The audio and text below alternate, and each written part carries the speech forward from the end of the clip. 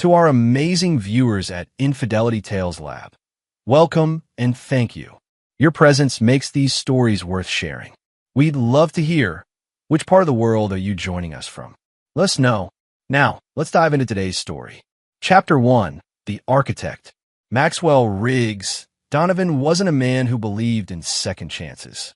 As one of Boston's most respected structural engineers, he built his reputation on precision, foresight, and an uncompromising demand for excellence. Buildings didn't get second chances. They either stood or they fell. People were no different in Riggs' worldview. On the crisp autumn morning when he received his daughter Serena's wedding invitation, Riggs was finalizing plans for the Horizon Tower, his most ambitious project to date. The 50-story masterpiece would redefine the city's skyline and cement his legacy as a visionary in his field. "Congratulations, boss," said Damon Wells, Riggs' project manager and the closest thing he had to a friend. "Your little girl's getting married. But you've got a hell of a father of the bride speech planned." Riggs' weathered face creased slightly at the corners of his mouth. Been working on it for 29 years. Though he seldom spoke of his personal life at work, Riggs had always maintained a special bond with Serena. When his son Tyler had followed in his mother Vanessa's footsteps, pursuing a career in real estate development rather than engineering, Riggs had been disappointed. But Serena had inherited his analytical mind and determination. She'd become a brilliant architect, and while they often clashed professionally, their mutual respect ran deep. That evening, Riggs arrived home to the sprawling colonial home in Brookline he'd designed himself 15 years earlier. Vanessa greeted him with a glass of bourbon, her emerald dress hugging curves that still caught his eye after 32 years of marriage. "We need to talk about the wedding," she said, her voice carrying that particular tone he'd come to recognize as trouble. "What about it?" Riggs took a slow sip, savoring the burn. "Serena wants everything perfect." Vanessa fidgeted with her pearl necklace, his anniversary gift from 3 years ago. "There's been some discussion about the reception speeches." "Discussion?" Riggs set his glass down harder than necessary. "About my speech?" Vanessa's hesitation told him everything. "She's worried you'll be too critical. You know how you can be, Riggs. Professional. Cole, professional is what paid for that necklace," Riggs replied evenly. "And I've been writing this speech since she was born."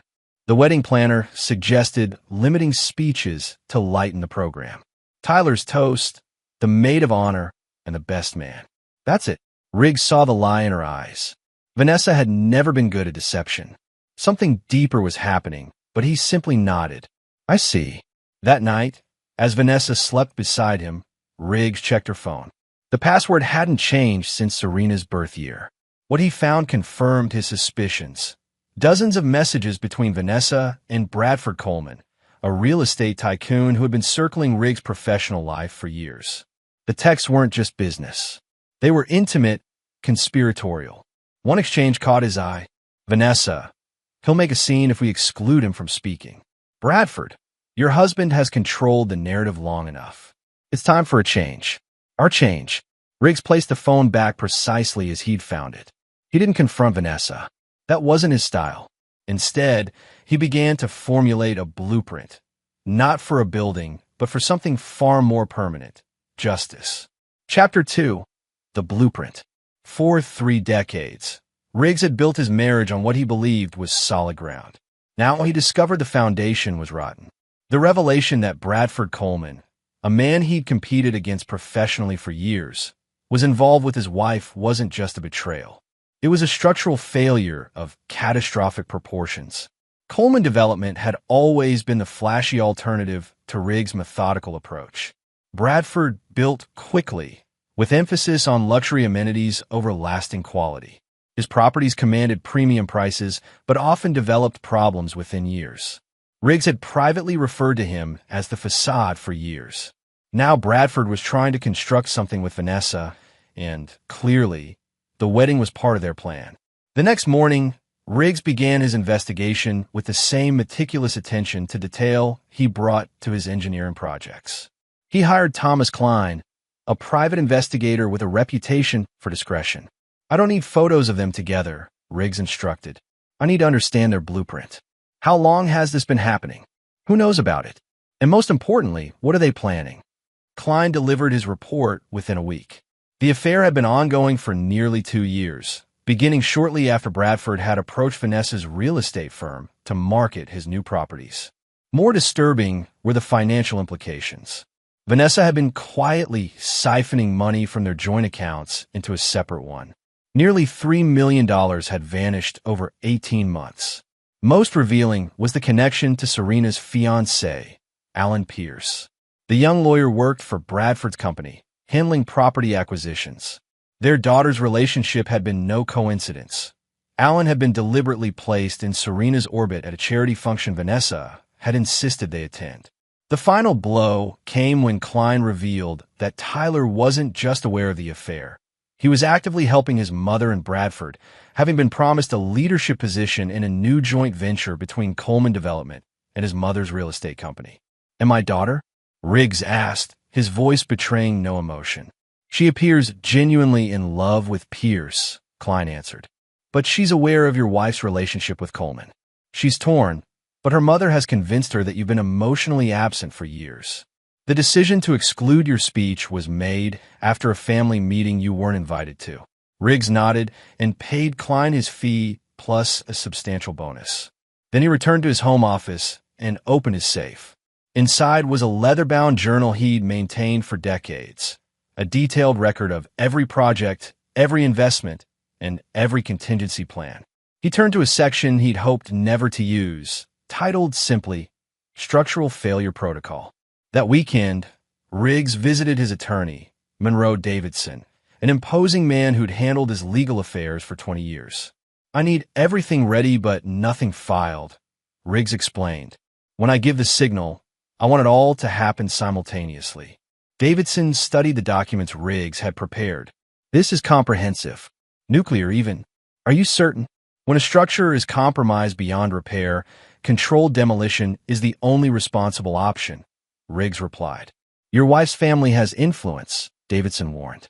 "The Sullivans won't take this lying down. Let them stand up, then they can fall with the rest."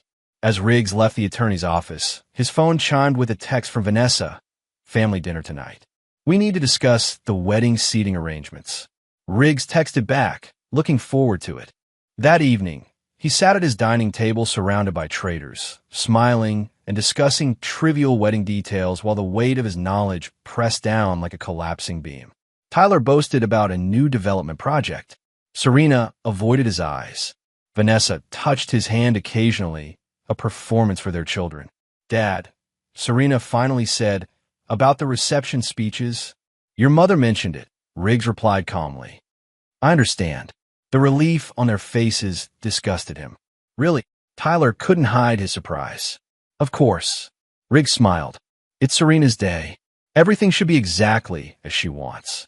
Later, as he worked in his study, Serena knocked tentatively on the door. "Dad, are you really okay with not giving a speech?" Riggs looked at his daughter, her dark hair and analytical eyes so like his own.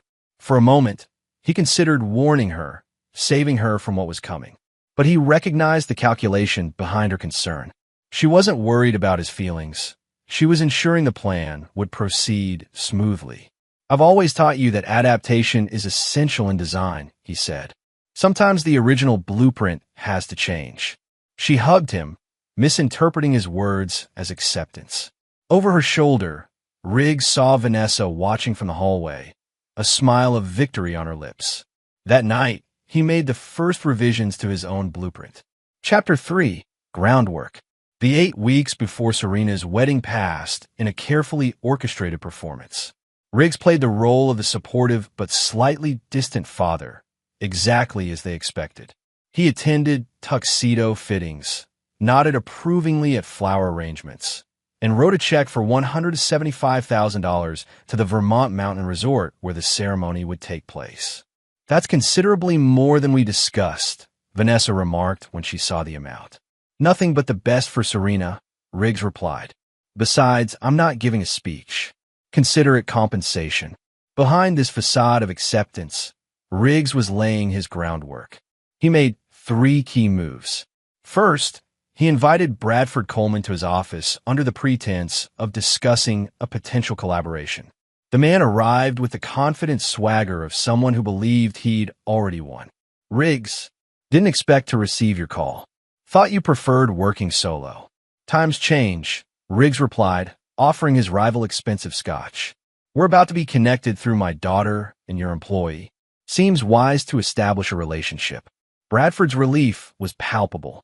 He clearly believed Riggs remained ignorant of the affair. "I've always admired your structural precision, even if I find your designs a bit conservative." Conservative builds last centuries. Flashy builds make headlines. They discussed a fictitious joint venture, with Riggs suggesting a significant investment in Coleman's newest development. Bradford left with a handshake and a promise of future discussions, completely unaware that Riggs had recorded every word and sent copies to several of Bradford's investors who had been questioning recent financial discrepancies. Second, Riggs transferred the majority of his liquid assets, nearly $30 million, into accounts that Vanessa couldn't access, protected by a complex legal structure Davidson had established. Third, and most crucial, he visited Clayton Foster, owner of the Vermont resort where Serena's wedding would take place. "The check I provided has a condition," Riggs explained, sliding a document across Foster's desk. "Payment will be released in 2 installments. Half now, half immediately after the reception begins, provided these instructions are followed precisely." Foster reviewed the document with growing concern. "Mr. Donovan, this is highly unusual. So is my situation." Riggs placed a second check on the table. This one made out personally to Foster, with more zeros than the man likely saw in a year. "Consider this a convenience fee." 2 days before the wedding, the entire family traveled to Vermont. Riggs noted how Tyler and Vanessa exchanged glances whenever they thought he wasn't looking. He observed how Alan Pierce, Serena's fiancé, deferred subtly to Bradford Coleman, who had arrived with his entourage and taken a suite near the bridal party. That night, as the rehearsal dinner concluded, Vanessa finally revealed what he'd been waiting for. "Riggs, we need to talk," she said, drawing him away from the gathering. In a quiet corner of the resort's terrace, with mountains looming in the darkness beyond, she delivered the blow they'd been planning for months. "We've all decided you shouldn't speak at the reception," she announced, her eyes showing not guilt but determination. "No one wants to hear from you. Your speeches always make people uncomfortable. Serena wants her day to be perfect." For a moment, he let genuine pain show on his face, not because of their decision, but because of the calculated cruelty behind it. This public humiliation had been designed as the first step in a larger plan. Then he nodded and said simply, "Understood." His apparent acceptance seemed to unnerve Vanessa more than any argument would have. "You're not upset? It's Serena's day," he repeated, the phrase becoming his shield. Later that night, he canceled one check, the second payment to the resort, with a single phone call. "Mr. Foster? Riggs Donovan. Implement the contingency plan we discussed. The second payment won't be coming." As he ended the call, he noticed Bradford watching him from across the lobby. Riggs raised his glass in a silent toast. Tomorrow, the demolition would begin. Chapter 4. Structural Collapse. The wedding morning dawned with perfect clarity over the Vermont mountains. Riggs stood on his suite's balcony, overlooking the manicured grounds where white chairs were arranged in precise rows. Workers were putting final touches on a floral arch where Serena would soon exchange vows with a man who was part of the conspiracy against him. At precisely 9:30 a.m., his phone chimed with an incoming message. It was from Davidson, all documents filed as instructed. Sequence initiated. Riggs replied with a single word, "Proceed." He dressed meticulously in his custom-tailored tuxedo, adjusting his cufflinks, platinum, engraved with his initials, a gift from Serena on his 50th birthday. The irony wasn't lost on him. The ceremony proceeded flawlessly. Riggs walked Serena down the aisle, her arm trembling slightly on his. Whether from excitement or guilt, he couldn't tell. He played his part perfectly, answering her "mother and I do" when asked who gives this woman in marriage. He even managed to shake Alan's hand with convincing warmth before taking his seat beside Vanessa. "You're being very mature about all this," she whispered as the vows began. I've had time to reflect on what matters, he replied. The reception began at 3 p.m. in the resort's grand ballroom. 200 guests sipped champagne and admired the extravagant decorations. Riggs noted with professional appreciation the structural elegance of the space. Exposed beams arching overhead, floor-to-ceiling windows showcasing the mountain vista. Tyler gave his toast first, raising a glass to his sister with practiced charm. To Serena and Alan, may your foundation be strong. The architectural metaphor made Riggs smile thinly. His son had always been derivative. The maid of honor followed, then the best man. Riggs sat quietly, nodding at appropriate moments. Vanessa repeatedly squeezed his hand in apparent gratitude for his composure. At 4:47 p.m., exactly as the dessert course was being served, Clayton Foster entered the ballroom with 2 members of his staff. He approached the head table and whispered something to the wedding planner, whose face immediately drained of color. Serena noticed the commotion. What's happening? Within minutes, the whispers had spread throughout the room. Bradford Coleman rose from his table and approached Foster, his expression darkening as they conversed. Then Serena's phone began to ring. And ring again. She checked the screen with growing alarm. Dad, the resort manager says there's a problem with the payment. They're saying the check was canceled. All eyes turned to Riggs, who calmly sipped his champagne. Dad, the panic in Serena's voice was real now. Did you cancel the payment? Riggs set down his glass. I did. The silence that fell over the nearby tables was absolute. Why would you do that? Vanessa hissed, her composure cracking. Structural integrity, Riggs replied. When a foundation is compromised, everything built upon it eventually collapses. Foster approached their table. Mr. Donovan, we need to discuss this immediately. The resort requires full payment, or I'm afraid the reception cannot continue. Serena's face flushed with embarrassment and anger. Dad, fix this. Now. I'm afraid I can't do that, Riggs said, rising to his feet. He addressed not just his daughter, but the entire stunned gathering. I won't be giving a speech today. No one wants to hear from me, after all. But actions have always spoken louder than words. He turned to Foster. I believe our agreement included a second option. Foster nodded uncomfortably. Yes, sir. If the guests wish to continue the reception, individual payment arrangements will need to be made immediately. Otherwise, we'll need to close the bar and end food service. The murmurs of shock rippled through the crowd. Bradford Coleman stepped forward, his businessman's instincts taking over. I'll cover it, whatever the balance is. Foster shook his head. I'm afraid the remaining balance is substantial, Mr. Coleman. And Mr. Donovan left specific instructions that no payment from you or Mrs. Donovan would be accepted. As the chaos unfolded, Riggs walked calmly toward the exit. Serena rushed after him, grabbing his arm. Why are you ruining my wedding? Riggs looked into his daughter's eyes. Ask your mother about Bradford Coleman. Ask your fiancé who really got him his position. Ask your brother about the real estate venture they've been planning. The color drained from Serena's face. What are you talking about? The truth, Riggs replied. Something in short supply in this family lately. His phone rang. Serena's number, though she stood right before him. He showed her the screen, then declined the call.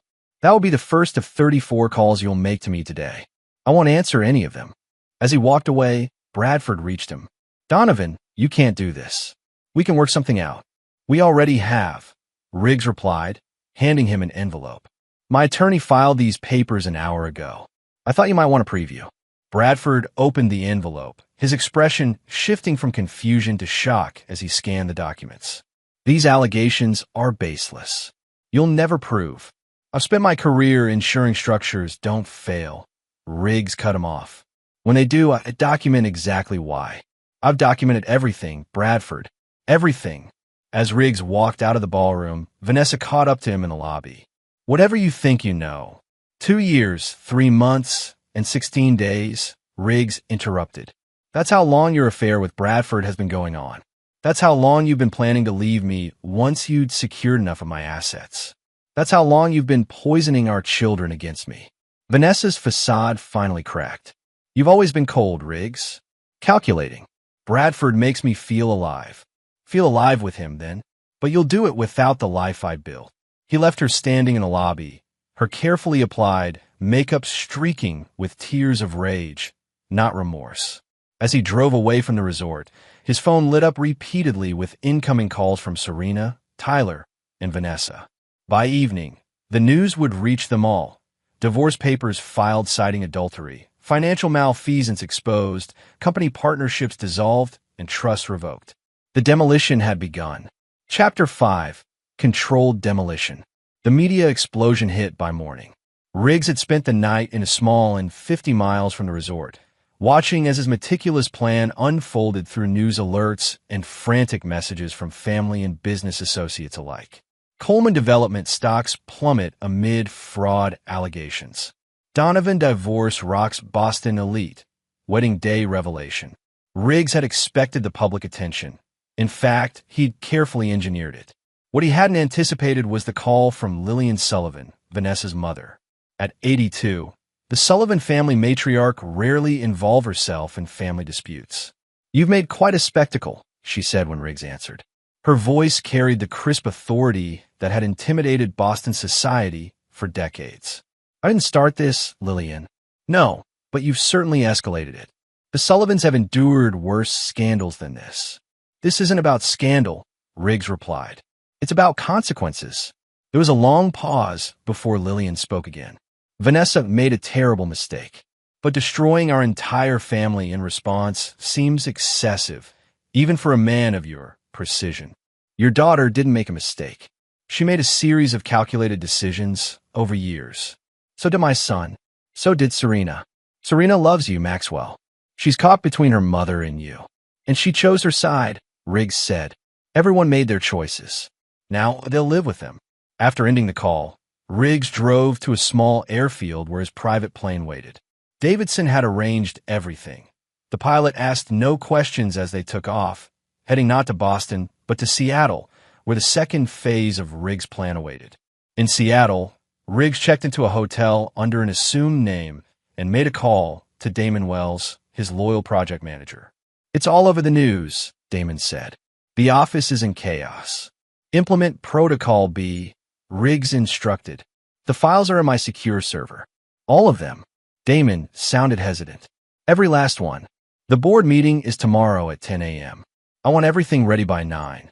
While Riggs operated from the shadows, his careful planning continued to decimate the lives of those who had betrayed him.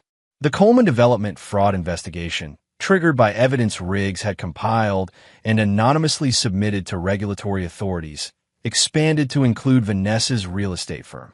Tyler, who had assumed he would simply transition to working with Bradford, found himself named as a person of interest in the investigation. Alan Pierce, Serena's new husband, was placed on administrative leave from his law firm pending an ethics inquiry after documents revealed he had deliberately pursued Serena as part of Bradford's strategy to gain leverage over Riggs. Serena herself was perhaps the least culpable, but not innocent. Messages Riggs had accessed showed she had known about her mother's affair for months. While initially disapproving, she had eventually been persuaded that her father's emotional distance justified her mother's actions. The wedding reception had ended in humiliation, with guests forced to pay for their own meals and drinks or leave.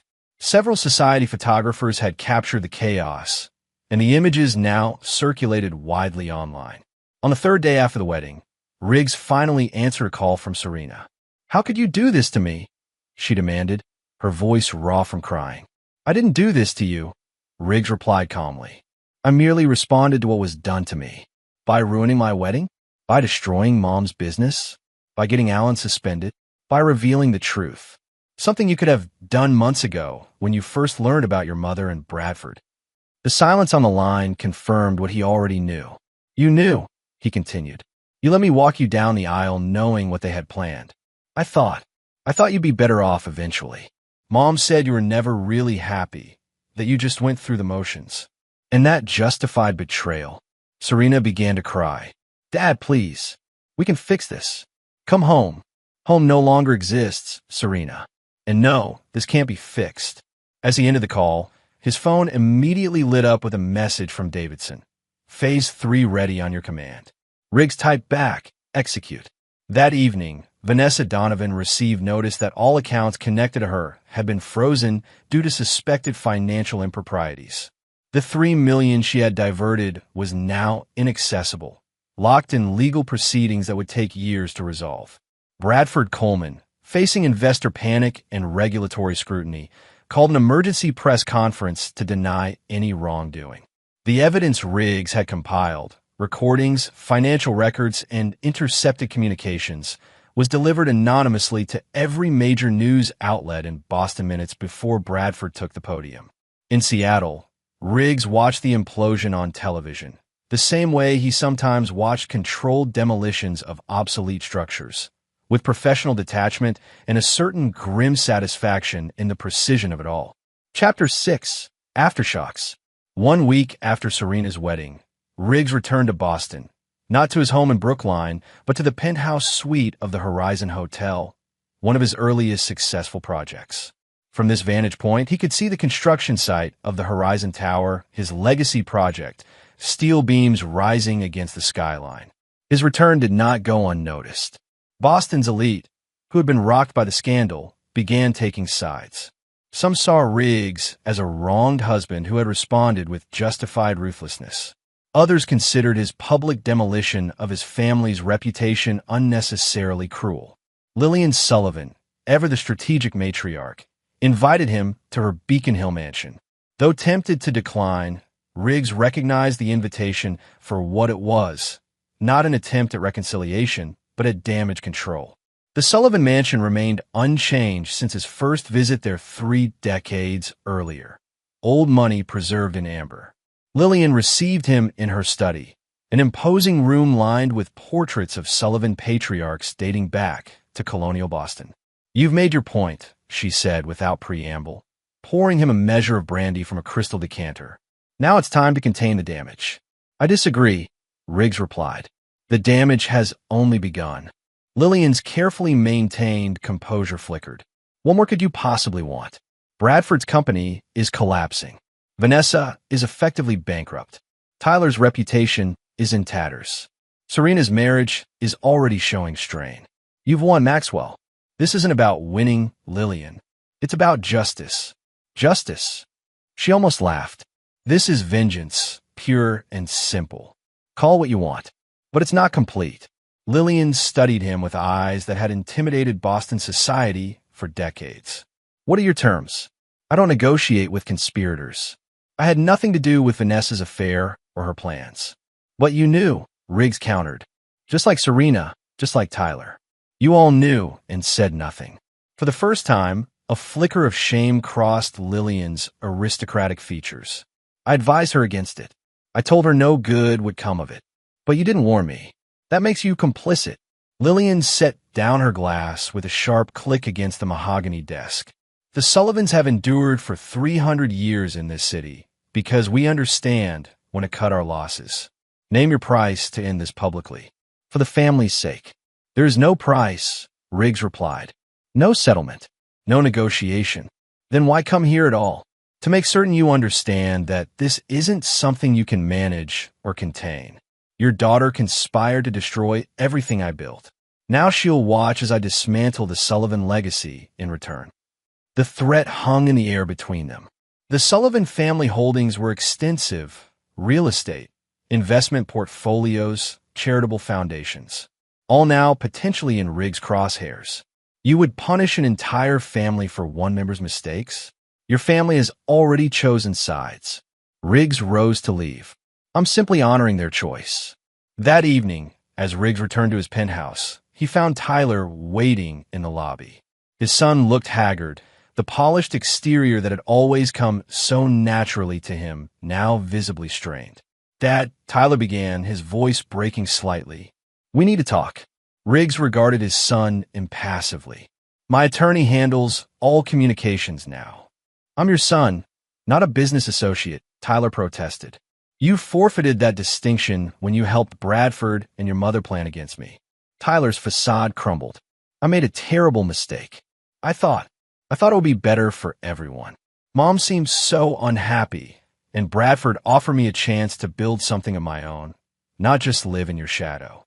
And that justified betraying your father? No, Tyler admitted, tears forming. Nothing justifies what we did. But Dad, please, this has to stop. The regulatory investigation, the frozen assets, the media coverage, you've made your point. No, I haven't, Riggs replied coldly. But I will. As Tyler realized no apology would suffice, his desperation turned to anger. You're destroying lives. Not just Mom's or Bradford's, but Serena's too. My career is ruined before it even started. Actions have consequences, Riggs said simply. I taught you that from childhood. You chose your actions. Now you'll face the consequences. Riggs stepped around his son and entered the elevator. As the doors closed between them, he saw something shift in Tyler's expression. The final death of hope, replaced by the dawning realization that his father's vengeance would be absolute and uncompromising. Late that night, Riggs received a call from Monroe Davidson.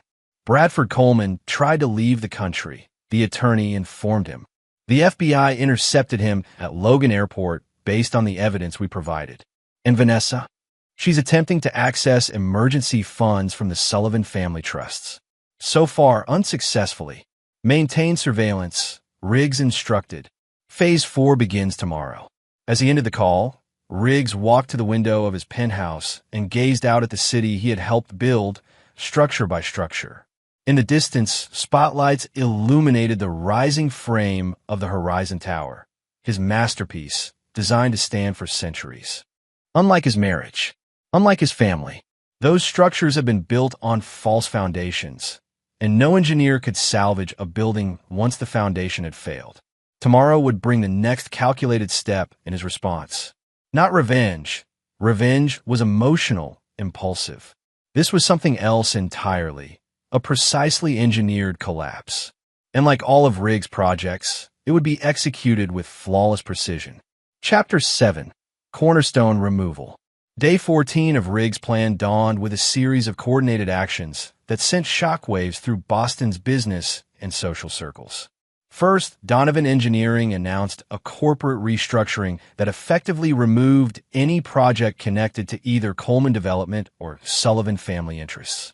Dozens of buildings across the city suddenly lost their structural oversight, a devastating blow in an industry where relationships and reliability were paramount. Second, the Sullivan Family Foundation, the cornerstone of the family's philanthropic image, received notice that their headquarters building, which Riggs had designed and maintained at a token fee for decades, would require immediate and extensive structural reassessment at market rates. Third, and most personally devastating to Vanessa, the children's hospital wing named for her late father, which had been built largely through Riggs' connections and contributions, quietly removed the Sullivan name from its facade overnight. Riggs observed these developments from the boardroom of Donovan Engineering, where he had called an emergency meeting of his executive team. Damon Wells sat at his right hand, the only person in the company fully aware of the comprehensive nature of Riggs' plan. The market is nervous, warned Helena Frost, Riggs' chief financial officer. Our stock has dropped 12% since the wedding incident. It will recover, Riggs replied with certainty. The Sullivan family has significant influence, said Robert Lynn, head of legal affairs. We're already seeing pushback from their allies. Let them push, Riggs responded.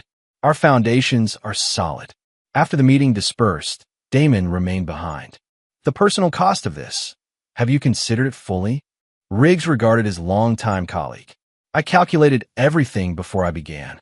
Even losing Serena? She's the one who stands to lose the most here. And she's the one who is always most like you. For a brief moment, something vulnerable flickered across Riggs' face. She made her choice, Damon. They all did. That afternoon, the expected meeting request came from an unexpected source. Not Vanessa, not Bradford, not even Lillian Sullivan, but from Alan Pierce, Serena's new husband. Riggs accepted the meeting, curious what approach the young lawyer would take. They met in Riggs' private office at Donovan Engineering, a minimalist space dominated by structural models and architectural drawings. Alan entered with the confidence of a man accustomed to negotiating difficult situations, but Riggs noted the shadows under his eyes and the slight tremor in his hands. Mr. Donovan, thank you for seeing me. Alan began. "I think we've had a serious misunderstanding." "No misunderstanding," Riggs corrected calmly. "I understand perfectly that you pursued my daughter at Bradford Coleman's direction, with the explicit purpose of gaining access to my family and business." Alan's professional facade cracked slightly. "It wasn't that simple. Yes, I was initially introduced to Serena because of my connection to Coleman Development. But what happened between us was real. Is real. Real enough that you concealed your employer's affair with my wife. Real enough that you participated in excluding me from speaking at my own daughter's wedding." "I was caught in an impossible situation," Alan protested. "I love Serena. I didn't want to hurt her by revealing her mother's actions." Riggs leaned forward. "Then you should have walked away.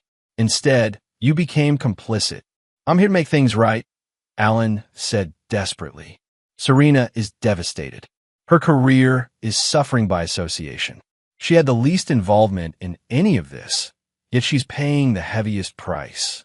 "That's where you're wrong," Riggs replied. "I'm paying the heaviest price. I lost my wife, my children, and my trust in one coordinated betrayal." "What will it take to end this?" Alan asked finally. "Not for me. Not for Vanessa or Bradford.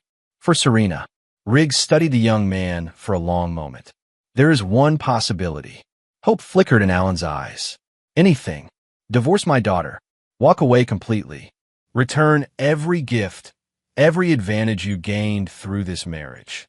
Admit publicly that your relationship began as part of Bradford Coleman's strategy against me." The color drained from Alan's face. "You can't be serious. That would destroy Serena. No more than her participation destroyed me," Riggs interrupted. "Those are my terms. The only ones I'll offer." "She loves me," Alan said quietly. "And I love her." "Then you've both learned a valuable lesson about the cost of betrayal. Love built on deception isn't love at all. It's just another unstable structure waiting to collapse." After Alan left, Riggs received a call from Monroe Davidson. "The Sullivan matriarch is mobilizing her contacts. Several of your board members have received calls suggesting a vote of no confidence might be appropriate given recent events." "As expected," Riggs replied. "Implement Protocol D." That evening, every member of the Donovan Engineering Board received an encrypted file containing detailed evidence of their own past indiscretions. Evidence Riggs had systematically gathered over decades as insurance against exactly this type of power play. The threat was implicit but clear. Any move against Riggs would result in mutually assured destruction. By midnight, the attempted coup had been neutralized. The next morning brought news that Bradford Coleman had been formally charged with securities fraud, wire fraud, and money laundering. The evidence Riggs had compiled and strategically released to authorities had proven devastating. As Riggs watched the news coverage from his penthouse, his phone rang with Serena's number for the first time in days. "How could you ask Alan to divorce me?" she demanded when he answered, her voice raw with emotion. "I offered him a choice," Riggs corrected. "The same choice all of you had and squandered." "Dad, please," Serena begged, "end this. We're your family." "Family doesn't conspire against family," he replied quietly. "Family doesn't exclude family from milestone moments. Family doesn't betray family for personal gain." "I made a terrible mistake," Serena admitted, her voice breaking. "I thought I was protecting Mom. I thought you wouldn't be hurt if you never knew. But I didn't know. And the fact that you all thought I wouldn't discover it shows how little you understood me." The silence stretched between them. 30 years of father-daughter history cracking under the weight of recent betrayal. "I'll never forgive you for this," Serena finally said, her voice hardening. "That's your prerogative," Riggs replied evenly. "I made the same decision about all of you 2 weeks ago." After the call ended, Riggs stood at his window watching night fall over Boston. In the distance, the skeletal structure of the Horizon Tower rose against the darkening sky, a monument to precision, to careful planning, to uncompromising standards. Tomorrow would bring the final phase of his response to betrayal. Not a restoration. Some structures couldn't be salvaged once compromised, but a complete reconstruction on his terms alone. Chapter 8. New Foundations. 3 weeks after Serena's wedding, The systematic dismantling of everything Vanessa and Bradford had built together was nearly complete. Coleman Development teetered on the edge of bankruptcy, its stock essentially worthless. Vanessa's real estate firm had lost its license pending investigation. Tyler faced potential criminal charges for his role in financial improprieties. The social fallout was equally devastating. The Sullivan family, once untouchable in Boston society, found themselves isolated as former friends and allies distanced themselves from scandal. Invitations dried up, charitable boards requested resignations. Club memberships were quietly placed under review. It was precisely the moment Riggs had calculated would come, the point of maximum leverage. On a Thursday morning, he called an unexpected press conference at the construction site of the Horizon Tower. Media outlets, hungry for the next development in what the Boston Globe had dubbed the Donovan demolition, gathered eagerly beneath the towering steel framework. Riggs approached the podium, impeccable in a bespoke suit, his silver hair catching the sunlight. The cameras captured his expression, not vengeful or triumphant, but resolute. Professional. For 35 years, he began, I've built structures designed to last generations. The integrity of these buildings depends entirely on their foundations. When a foundation is compromised, the entire structure becomes unsafe. The reporters leaned forward, sensing this was more than a corporate announcement. 3 weeks ago, the foundation of my family was revealed to be compromised beyond repair. My response has been exactly what it would be to any structural failure. Careful assessment followed by controlled demolition to prevent further damage. He paused, looking directly into the cameras. Today, I'm announcing the formation of the Donovan Integrity Foundation with an initial endowment of $50 million. This foundation will support 2 causes. First, engineering scholarships for students demonstrating exceptional ethical standards. Second, resources for individuals rebuilding their lives after betrayal. The announcement sent ripples through the gathered press. This was not the continued vengeance they had expected. I will no longer comment on personal matters related to my former family members, Riggs continued. Their actions and the consequences have spoken for themselves. Instead, I will focus on building something new, something with a proper foundation. As questions erupted from the journalists, Riggs simply nodded once and walked away from the podium, ignoring the shouted queries about reconciliation, forgiveness, and whether this marked the end of his campaign against the Sullivans. Back in his office, he found Damon waiting. Bold move, his project manager commented. The foundation is a masterstroke, redirects the narrative entirely. It's not about the narrative, Riggs replied. It's about legacy. Speaking of legacy, Damon hesitated. Serena came by while you were at the press conference. She left this for you. He handed Riggs a small package. Inside was the silver compass Riggs had given his daughter on her first day of architecture school, along with a note in her precise handwriting. You taught me that true north never changes, no matter how lost you become. I lost my way. We all did. I don't expect forgiveness, but I hope someday you'll remember that I was once worthy of this compass. For a moment, something vulnerable crossed Riggs' face. Then he carefully placed the compass and note in his desk drawer. Will you reach out to her? Damon asked quietly. No, Riggs replied. Some structures can't be rebuilt. That evening, as Riggs worked late in his office, Monroe Davidson arrived with final documents requiring his signature. The divorce is complete, the attorney informed him. Vanessa receives nothing beyond what the law absolutely requires. The Sullivan family has withdrawn all attempts to influence your board.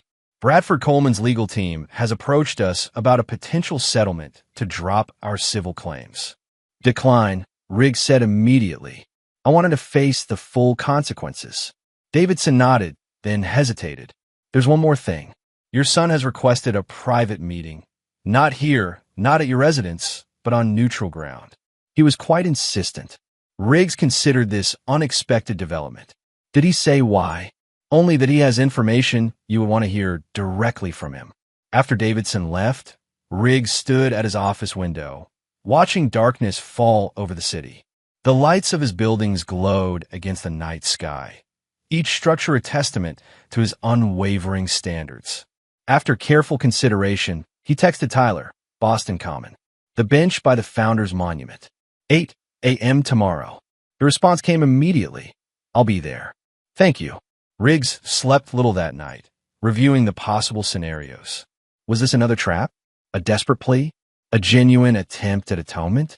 By morning, he had prepared for every possibility. Boston Common was quiet at that early hour, mist rising from the grass as Riggs approached the designated meeting place. Tyler was already there, sitting alone on the bench, looking more like the boy Riggs remembered than the polished young businessman he had become. His son stood as he approached. Thank you for coming, Tyler said. Riggs nodded but didn't sit. You have information? Tyler took a deep breath. I do. About Bradford and Mom. About everything. He removed a flash drive from his pocket.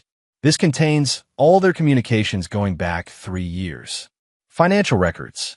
Plans. Everything they didn't want you to know. I already know everything I need to, Riggs replied. Not everything, Tyler insisted. You know they betrayed you. You know I helped them, but you don't know why. Greed, ambition, disloyalty. Riggs listed clinically. The motivations are irrelevant. It wasn't just an affair, Tyler continued desperately. They were systematically undermining your projects, creating structural inspection issues that didn't exist, spreading rumors to investors. They wanted to destroy Donovan Engineering completely, not just take your money. This was new information, and Riggs felt a cold anger rising. Explain. Bradford believed you had deliberately sabotaged his West Side Tower project 15 years ago, the one that had to be extensively redesigned after structural issues were discovered. I reported legitimate structural concerns, Riggs said firmly. The building would have been unsafe. I know that now, Tyler admitted. But Bradford convinced Mom that you had engineered the whole thing to humiliate him, that you'd been deliberately targeting his projects for years. Their relationship began as revenge against you, and it evolved into a plan to systematically dismantle everything you'd built. Riggs took this in silently, the pieces rearranging themselves in his mind. And you believe this? Tyler looked down. I wanted to believe I was protecting your legacy, not destroying it. Bradford convinced me that you had made powerful enemies who were going to bring you down. That this way, at least the family would survive with some assets intact. Why tell me this now? Because I was wrong, Tyler said simply. Because watching you these past weeks, your precision, your resolve, reminded me who you really are. Not the monster Bradford painted, but the father who taught me that integrity isn't negotiable. Riggs studied his son's face for any sign of deception and found only exhaustion and regret. This changes nothing, Riggs finally said. The betrayal remains the same, regardless of motivation. I know, Tyler replied. I don't expect forgiveness. But you deserve the truth, and I couldn't live with myself knowing I'd let their lies stand unchallenged. As Tyler turned to leave, Riggs spoke again. The structural issues in Coleman's Tower 15 years ago, they weren't my opinion. They were fact. The building would have collapsed within a decade. I believe you, Tyler said quietly. I should have all along. Riggs watched his son walk away, the flash drive heavy in his hand. He had what he needed now, the final piece of the puzzle, the underlying cause of the structural failure that had destroyed his family. It changed nothing, and yet, as he walked back through the morning mist, Riggs felt something shift within him. Not forgiveness, never that, but perhaps a certain completion. The blueprint of betrayal was now fully revealed. His response would remain exactly as planned. Precise. Comprehensive. Final. Chapter 9. Immovable Structure. 1 year after Serena's wedding, the Boston skyline had been permanently altered, both literally and figuratively. The Horizon Tower had been completed ahead of schedule, its innovative design winning international acclaim. Donovan Engineering had not only recovered from the scandal, but had emerged stronger, with a reputation for uncompromising integrity that attracted premium clients worldwide. In contrast, the remnants of Bradford Coleman's empire had been sold off piece by piece in bankruptcy proceedings. The man himself was serving the first year of a 12-year sentence for financial crimes, his meteoric rise and catastrophic fall already the subject of a best-selling business expose. Vanessa had retreated to a modest apartment in Providence, Rhode Island, as far from Boston society as she could manage while remaining in New England.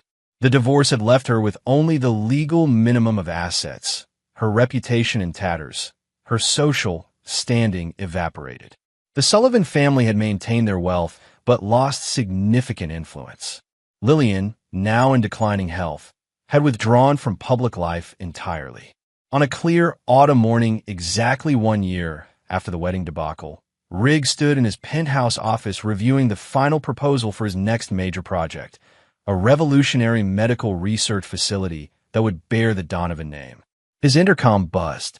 "Mr. Donovan, there's a Ms. Serena Pierce here to see you. She doesn't have an appointment." Riggs paused. He hadn't spoken to his daughter since their phone conversation 11 months earlier. "Send her in." Serena entered, her steps hesitant. She looked both familiar and changed, thinner, her eyes carrying a wariness that hadn't been there before. But she also stood straighter with a determination that reminded Riggs of himself. "Thank you for seeing me," she began. "What can I do for you?" Riggs asked neutrally. Serena placed a portfolio on his desk. "I'm here professionally. My firm is bidding on the Robertson Museum expansion. I understand Donovan Engineering is consulting on structural elements." Riggs raised an eyebrow. "You're not with Pierce Architectural anymore?" "No," she replied evenly. "I started my own firm 6 months ago. Alan and I are divorced." This was news to Riggs, though he kept his expression unchanged. "I see. I'm not using the Donovan name professionally," Serena continued. "I want to succeed or fail on my own merits. But I am my father's daughter in one respect. I don't compromise on structural integrity." Riggs opened the portfolio and reviewed her proposal with a professional eye. The design was innovative, bold, yet fundamentally sound. It showed the same attention to underlying support systems that had always defined his own work. "It's good," he acknowledged. "Better than good." "Thank you." Serena maintained her professional demeanor. "That's all I came to present. I don't expect personal reconciliation. I just wanted you to know that despite everything, I learned the most important lesson you taught me. Foundations matter." As she turned to leave, Riggs spoke. "Tyler provided me with evidence of Bradford and your mother's true intentions. Their plan to systematically undermine my projects. Did you know about that aspect?" Serena turned back, genuine shock on her face. "No, I knew about the affair, about their financial plans. But sabotaging your buildings? Never." Riggs nodded, believing her. The Donovan Integrity Foundation is funding a scholarship program for architectural students focusing on structural engineering. The selection committee could use someone with both architectural and engineering perspective. It wasn't forgiveness. Riggs Donovan didn't believe in forgiveness for betrayal, but it was perhaps the first stone of a different kind of structure. "I'd be honored to serve on the committee," Serena replied carefully. "Professionally speaking." Professionally, Riggs agreed. "The personal remains as it is." After Serena left, Damon entered the office. "Was that my daughter's architectural proposal?" Riggs cut him off. "Quite impressive. Structurally sound." Damon nodded, understanding the subtext. "Any others?" "Any contact?" "Vanessa attempted to reach me through her attorney last month. Something about reconsidering the financial settlement. I declined. Tyler has accepted a position in Seattle with a development firm unconnected to either Coleman or Sullivan interests. We've had no direct contact since his revelation in the park." "And you're satisfied with this outcome?"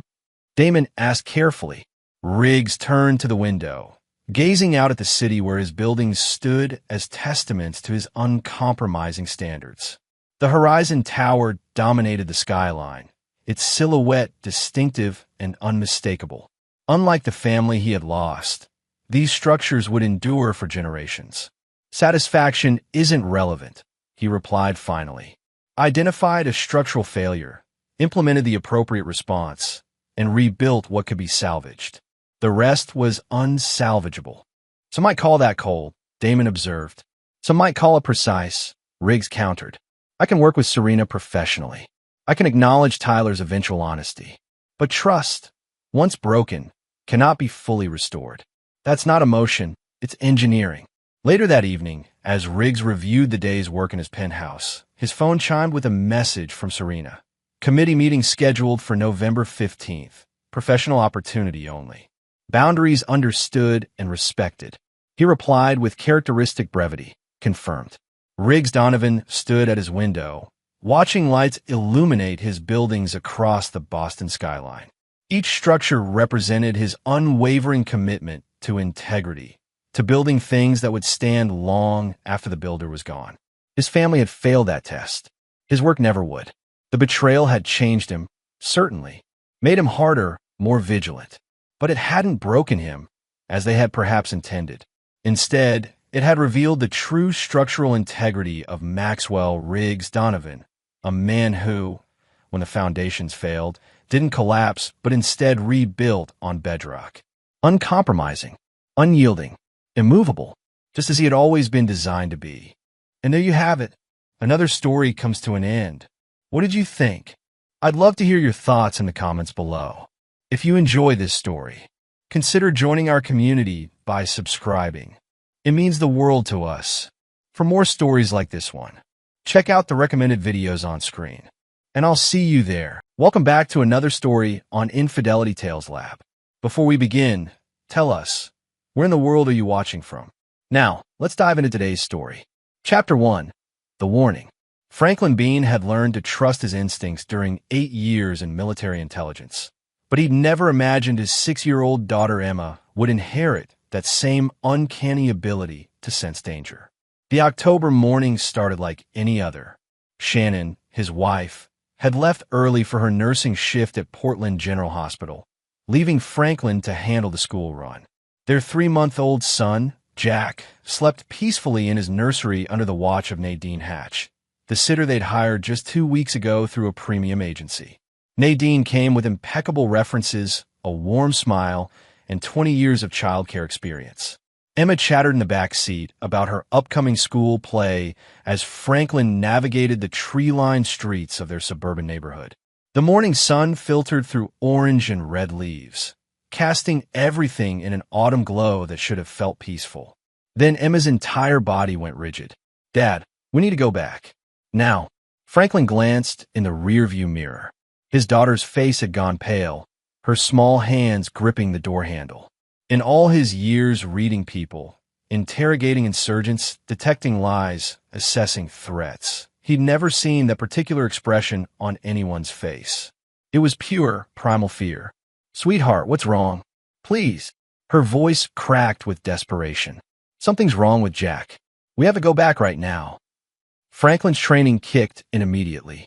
He didn't dismiss it as childhood imagination or ask questions.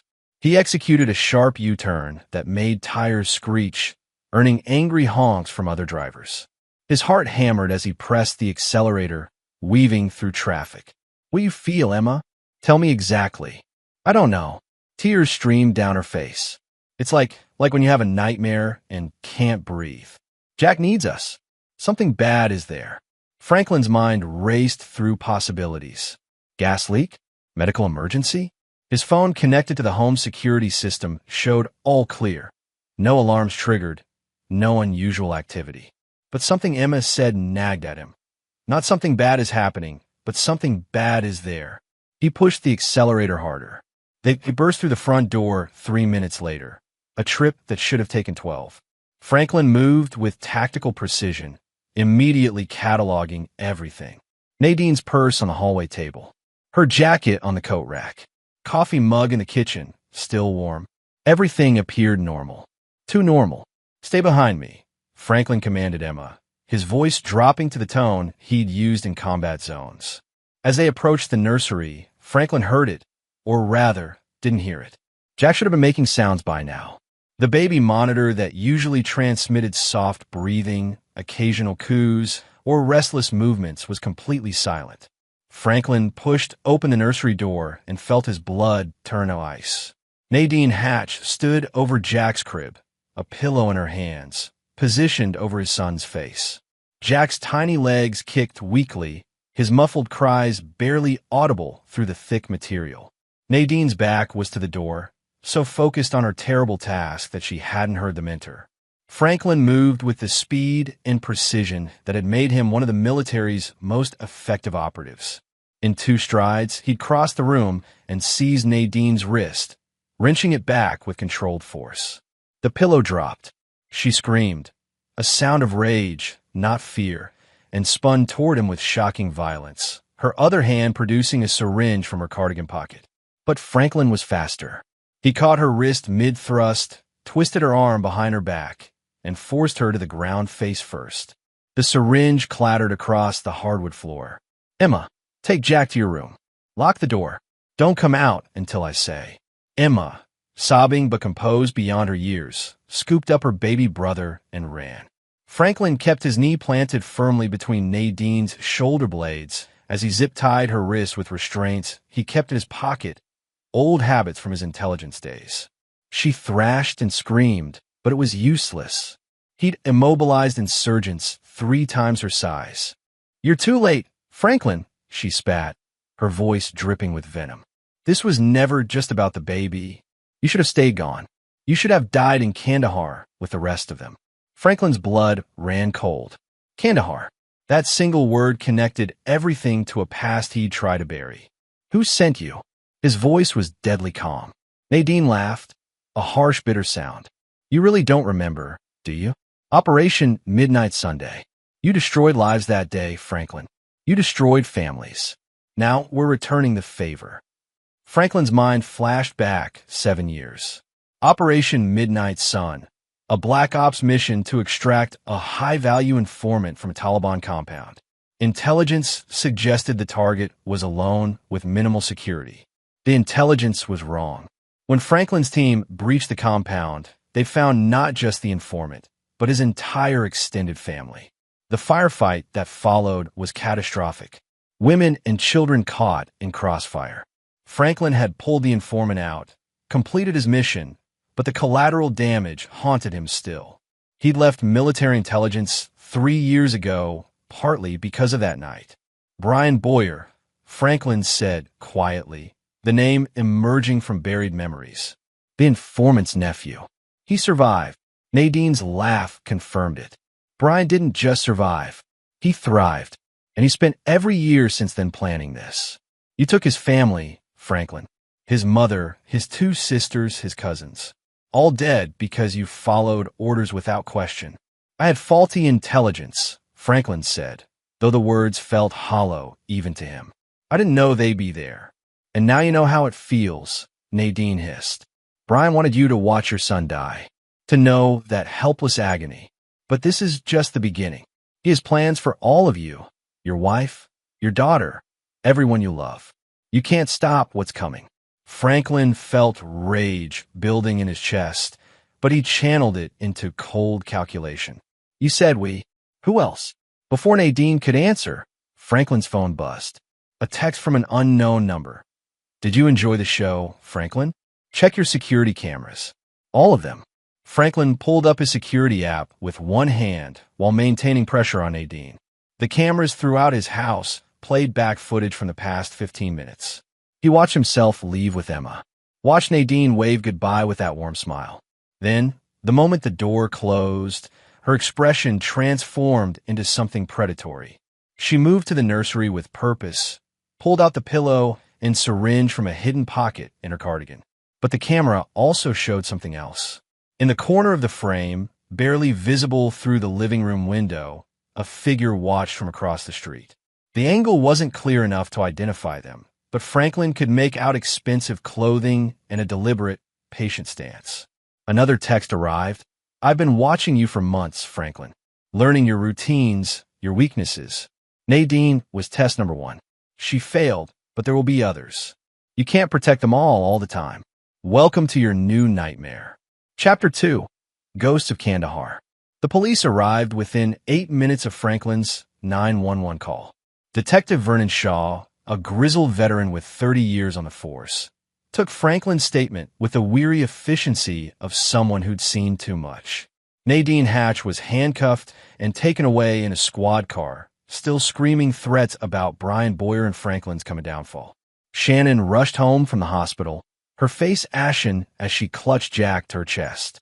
The baby seemed unharmed.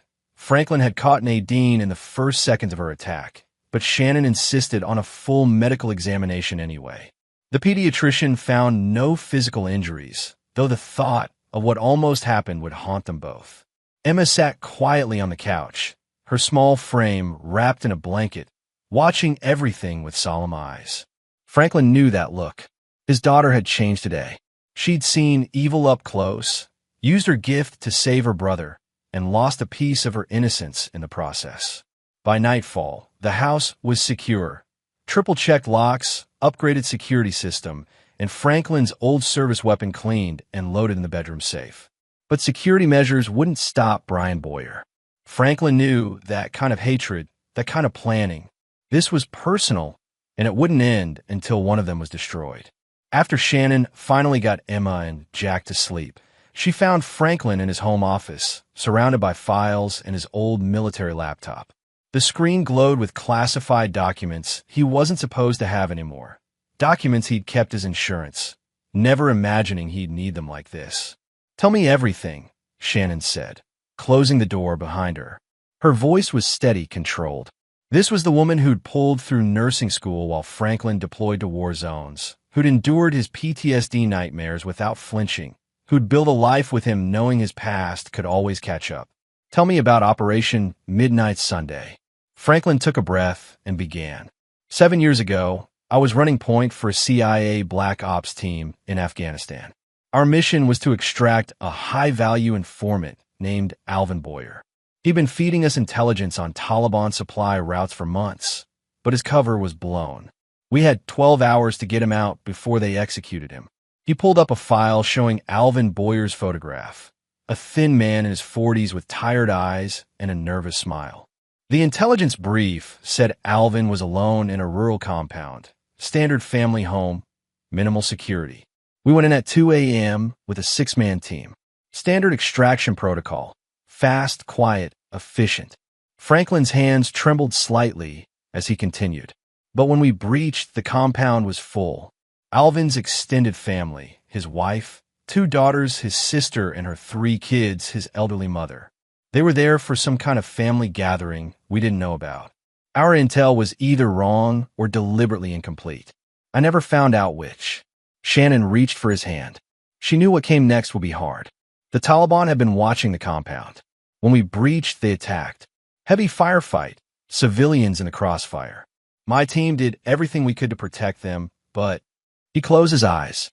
When the smoke cleared, Alvin's wife was dead. His 2 daughters, ages 14 and 16. His sister and 2 of her children. 5 civilians total. The only survivors were Alvin, his elderly mother, and his nephew Brian. "Brian Boyer," Shannon whispered. Nadine mentioned that name. Brian was 18 then. I remember him kneeling in the rubble, covered in his family's blood, screaming at us. At me specifically, I was the team leader giving orders. Alvin was extracted successfully, relocated to the United States under witness protection. I filed my report, recommended a full investigation into the intelligence failure, and tried to move on. But you couldn't. No. Franklin's voice cracked. That mission broke something in me. I started questioning every order, every piece of intelligence. I couldn't trust the system anymore. 3 years ago, I resigned and became a private security consultant. I thought I could leave it behind. Shannon studied the photograph of Brian Boyer on the screen, a young man with dark, intelligent eyes filled with rage. What happened to him? Last I heard, he'd disappeared. The military kept tabs on surviving family members of compromised assets, but Brian vanished from monitoring about 5 years ago. Rumors suggested he'd gone to Europe, maybe joined some private military contractors. I never imagined he'd come back, especially not like this. Franklin pulled up more files. After Nadine's arrest, I started digging. Brian Boyer didn't just disappear. He reinvented himself. He's now a successful tech entrepreneur in Seattle, running a cybersecurity firm called Phantom Solutions. On the surface, it's legitimate. Corporate clients, government contracts, the works. But the company specializes in surveillance technology, data mining, and what they call strategic intelligence gathering. He's been watching us. For months, maybe longer. That text he sent showed knowledge of our routines, our vulnerabilities. Nadine Hatch wasn't just a random sitter. She was a plant. I checked her background again with my old contacts. Her real name is Nadine Boyer. She's Brian's aunt, Alvin's sister-in-law. She survived the compound attack and has been living under the radar ever since. Shannon's face paled. The agency that placed her, compromised. I'm betting Brian owns it through a shell company or has enough leverage to manipulate their vetting process. Either way, he got his operative into our home, close to our children. Franklin's jaw clenched. The question is, who else has he placed in our lives? A knock at the door made them both jump. Franklin's hand instinctively moved toward his weapon before he recognized Detective Shaw's gravelly voice. Mr. Bean, we need to talk. We got a problem. Franklin opened the door to find Shaw looking grim. Behind him stood a woman in an expensive suit, government credentials in hand. Franklin Bean, she said coolly.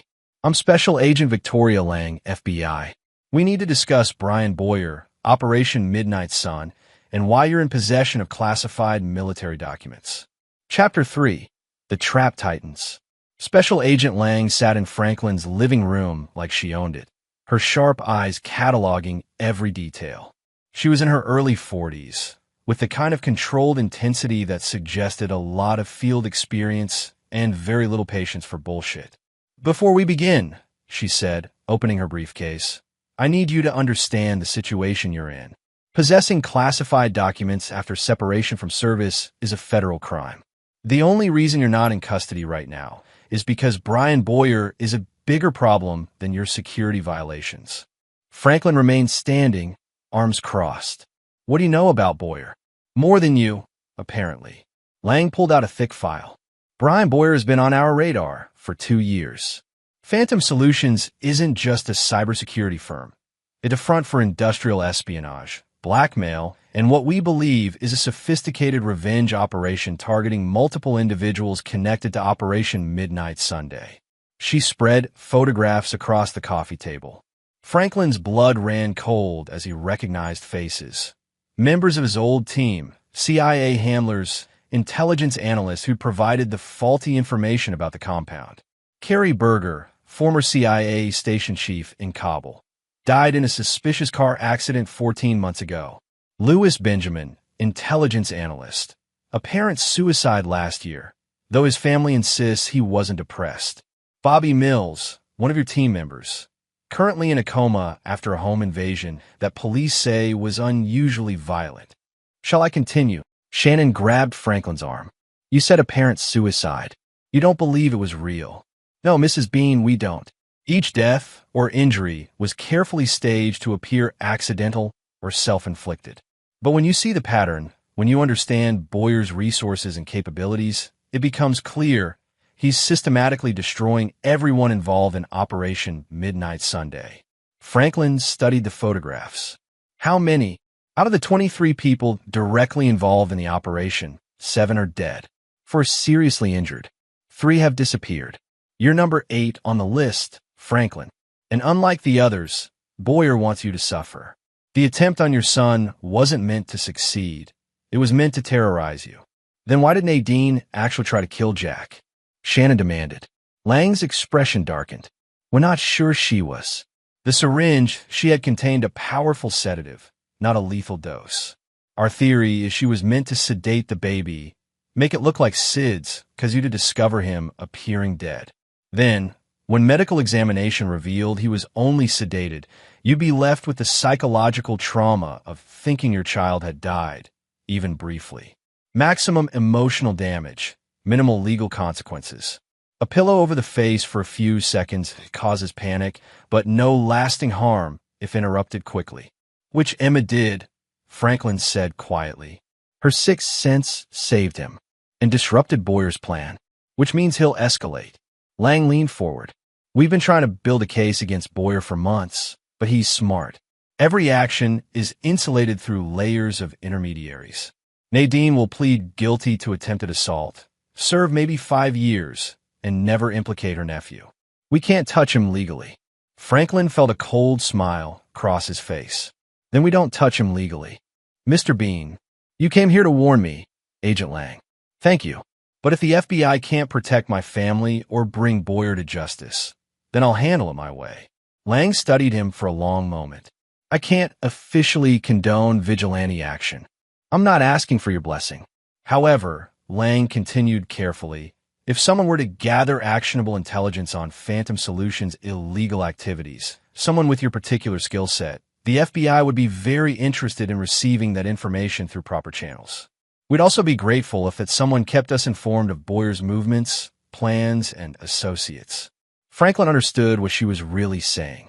The FBI wanted Brian Boyer, but their hands were tied by legal procedures and evidence requirements. They needed someone who could operate outside those constraints, gather intelligence they couldn't obtain through warrants and wiretaps. They needed Franklin to be the hunter he used to be. I'll need resources, Franklin said.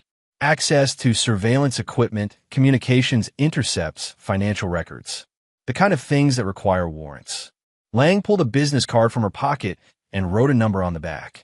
This reaches me directly 24/7. You'll find I'm sometimes careless about where I leave sensitive case files. For instance, I might accidentally email you Boyer's complete dossier, including his known associates, properties, and business dealings. Purely by mistake, of course. Of course. But Franklin, Lang's voice hardened, if you cross certain lines, if anyone dies, if you break laws we can't ignore, I can't protect you. The FBI needs plausible deniability. Are we clear? Crystal. After Lang left, Shannon turned to Franklin with fire in her eyes. What's the plan? We need to understand Boyer completely. His network, his resources, his psychological state. Then we dismantle him piece by piece. Shannon raised an eyebrow. Franklin, I'm not letting you do this alone. I'm a trauma nurse. I've seen what monsters do to people. And I'm not going to sit at home wondering if this psychopath is sending another killer after our children. Franklin started to protest, but Shannon cut him off. I know you think you're protecting me by keeping me out of it, but I'm already in it. We both are. Brian Boyer made this personal when he went after Jack. So either we work together, or I investigate on my own and probably get myself killed. Your choice.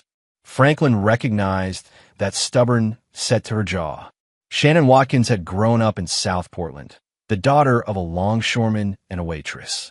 She put herself through nursing school while working 2 jobs, dealt with belligerent drunks in the ER, and once talked down an armed robbery suspect who'd wandered into the hospital. She wasn't a woman who backed down from a fight. All right, Franklin conceded, but we do this smart. Boyer's watching us, probably listening too. We assume every device is compromised, every conversation monitored. We need a secure location to work from. What about your friend Lloyd Barrera? Didn't he used to work with you in intelligence? Franklin smiled. Lloyd Barrera, former Marine, current owner of a private security firm in Portland. They'd served together in Afghanistan, trusted each other with their lives.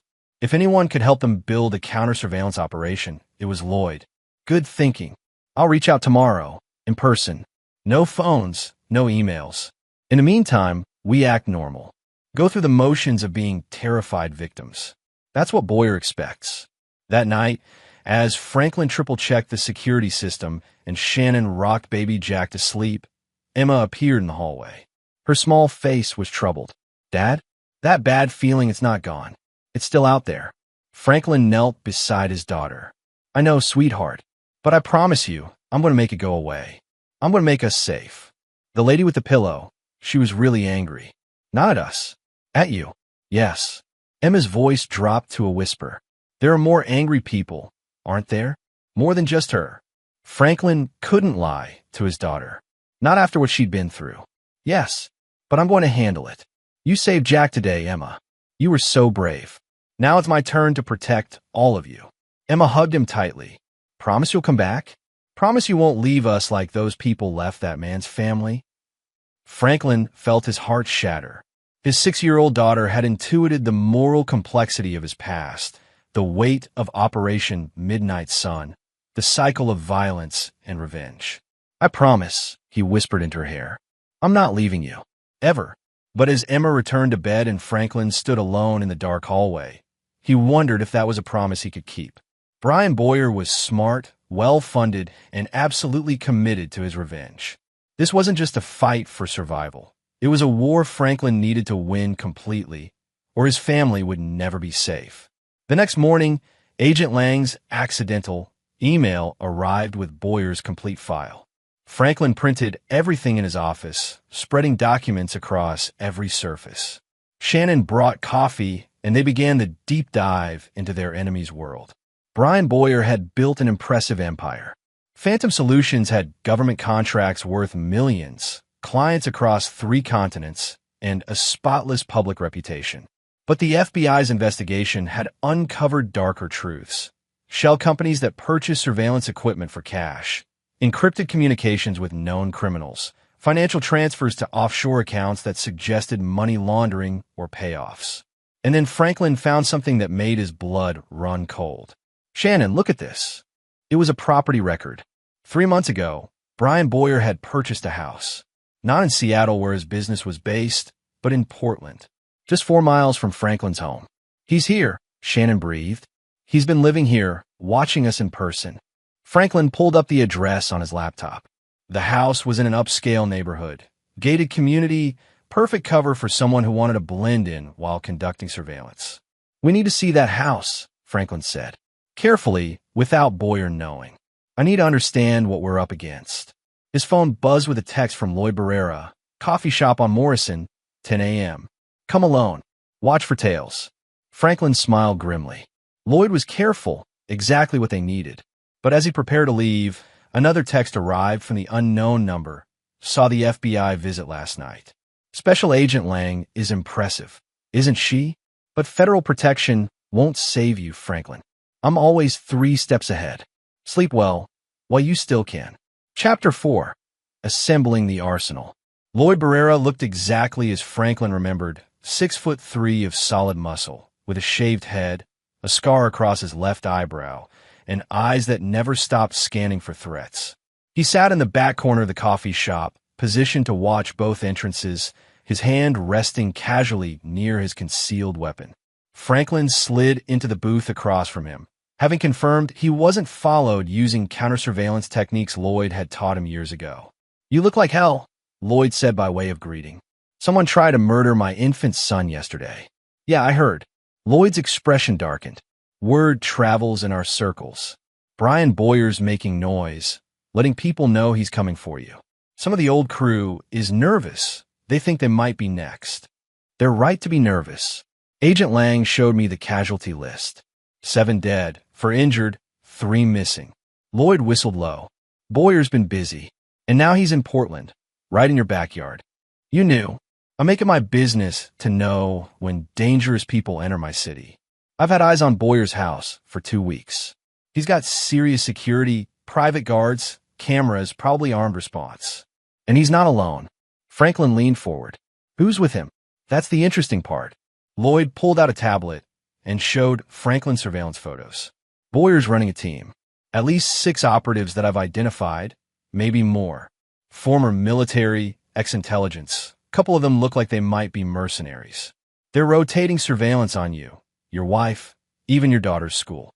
The photos showed various men and women positioned around Franklin's neighborhood, his wife's hospital, Emma's elementary school. Professional surveillance, difficult to detect unless you knew what to look for. They're mapping my life, Franklin said quietly.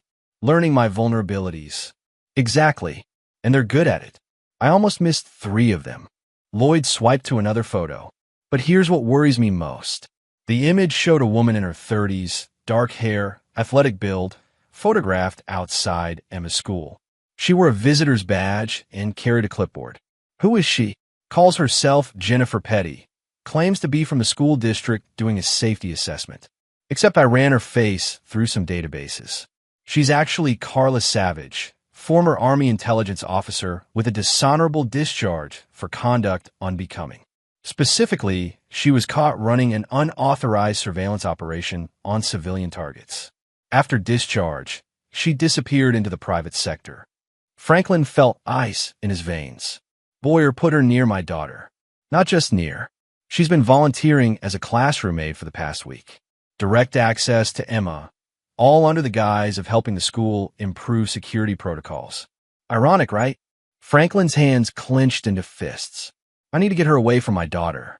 Now, already handled. Lloyd smiled grimly. I have a contact in the actual school district office. She made some calls, raised questions about this unauthorized safety assessment. Ms. Petty was escorted off school grounds this morning and banned from the premises pending investigation. Boyer will know we're onto him. Good. Let him know. Right now, he thinks he's hunting you. Time to remind him that you're not prey, Franklin. You're a predator who's been trying to be civilized. Lloyd was right. Franklin had spent 3 years trying to be a normal civilian, a good husband and father, someone who'd left violence behind. But Brian Boyer had dragged him back into the world of shadows and blood. If Boyer wanted a war, Franklin would give him one. I need equipment, Franklin said. Surveillance gear, secure communications, weapons if necessary. And I need information on Boyer's team. Names, backgrounds, weaknesses. Lloyd grinned. I run a private security firm, brother.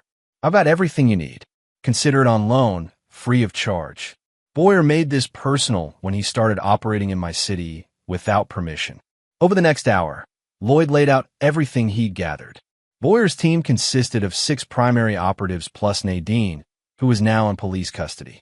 Each operative had a specific role. Brian Boyer himself served as mission commander, coordinating from his Portland house. Tyrone Moss, former Marine sniper, dishonorable discharge for excessive force. Boyer's head of security and likely his most dangerous enforcer. Carla Savage, surveillance specialist, recently removed from Emma School. Billy Waters, tech expert, handles electronic surveillance and hacking. Lester Kemp, logistics coordinator, manages safe houses and equipment. Mel Morrison, psychological operations specialist, the one who likely planned the emotional manipulation aspects of Boyer's revenge. Renee York, wild card, deep cover operative whose exact role Lloyd hadn't determined yet. This is a professional military-style operation, Franklin observed. Boyer's not just getting revenge. He's running this like a black ops mission, which means you need to think the same way. You can't just defend against him.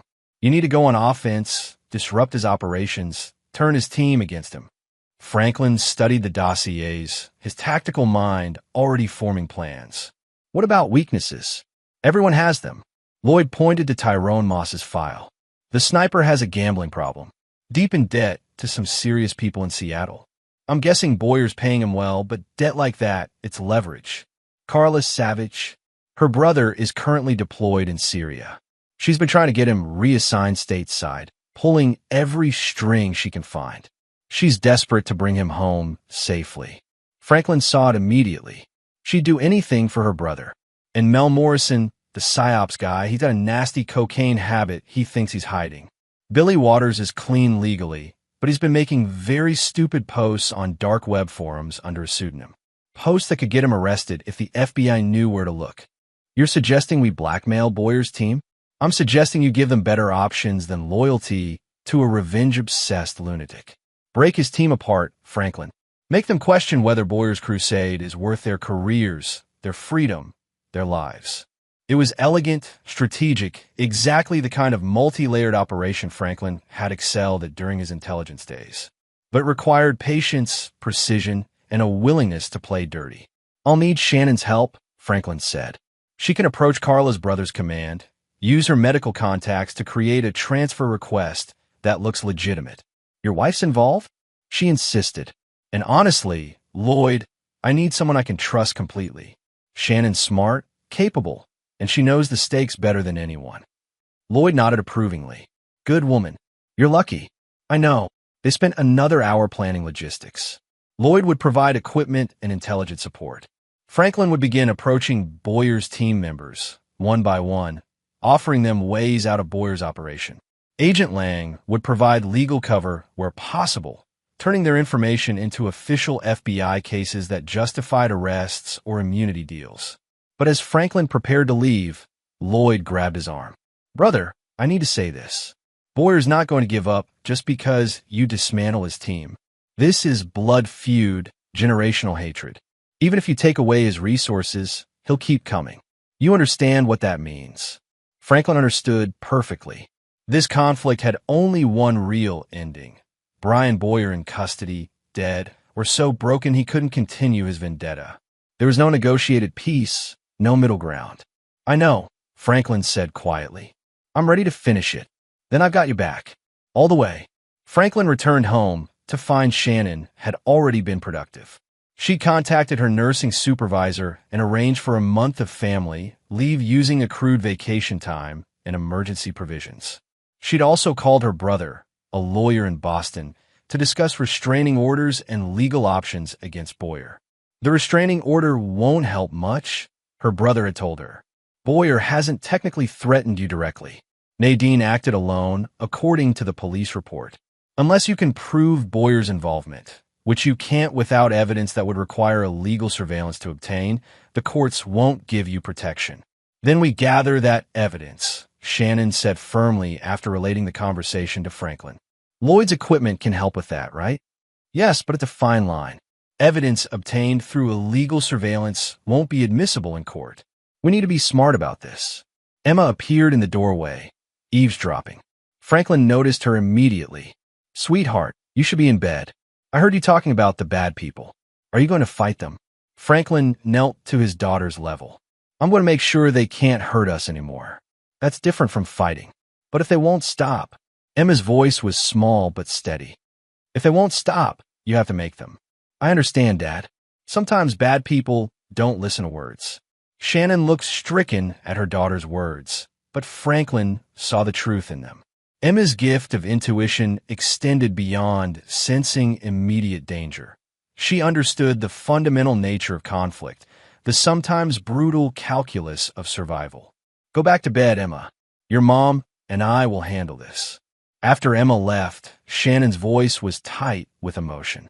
Our 6-year-old just gave us permission to do violence. Do you realize how wrong that is? How much this has already damaged her?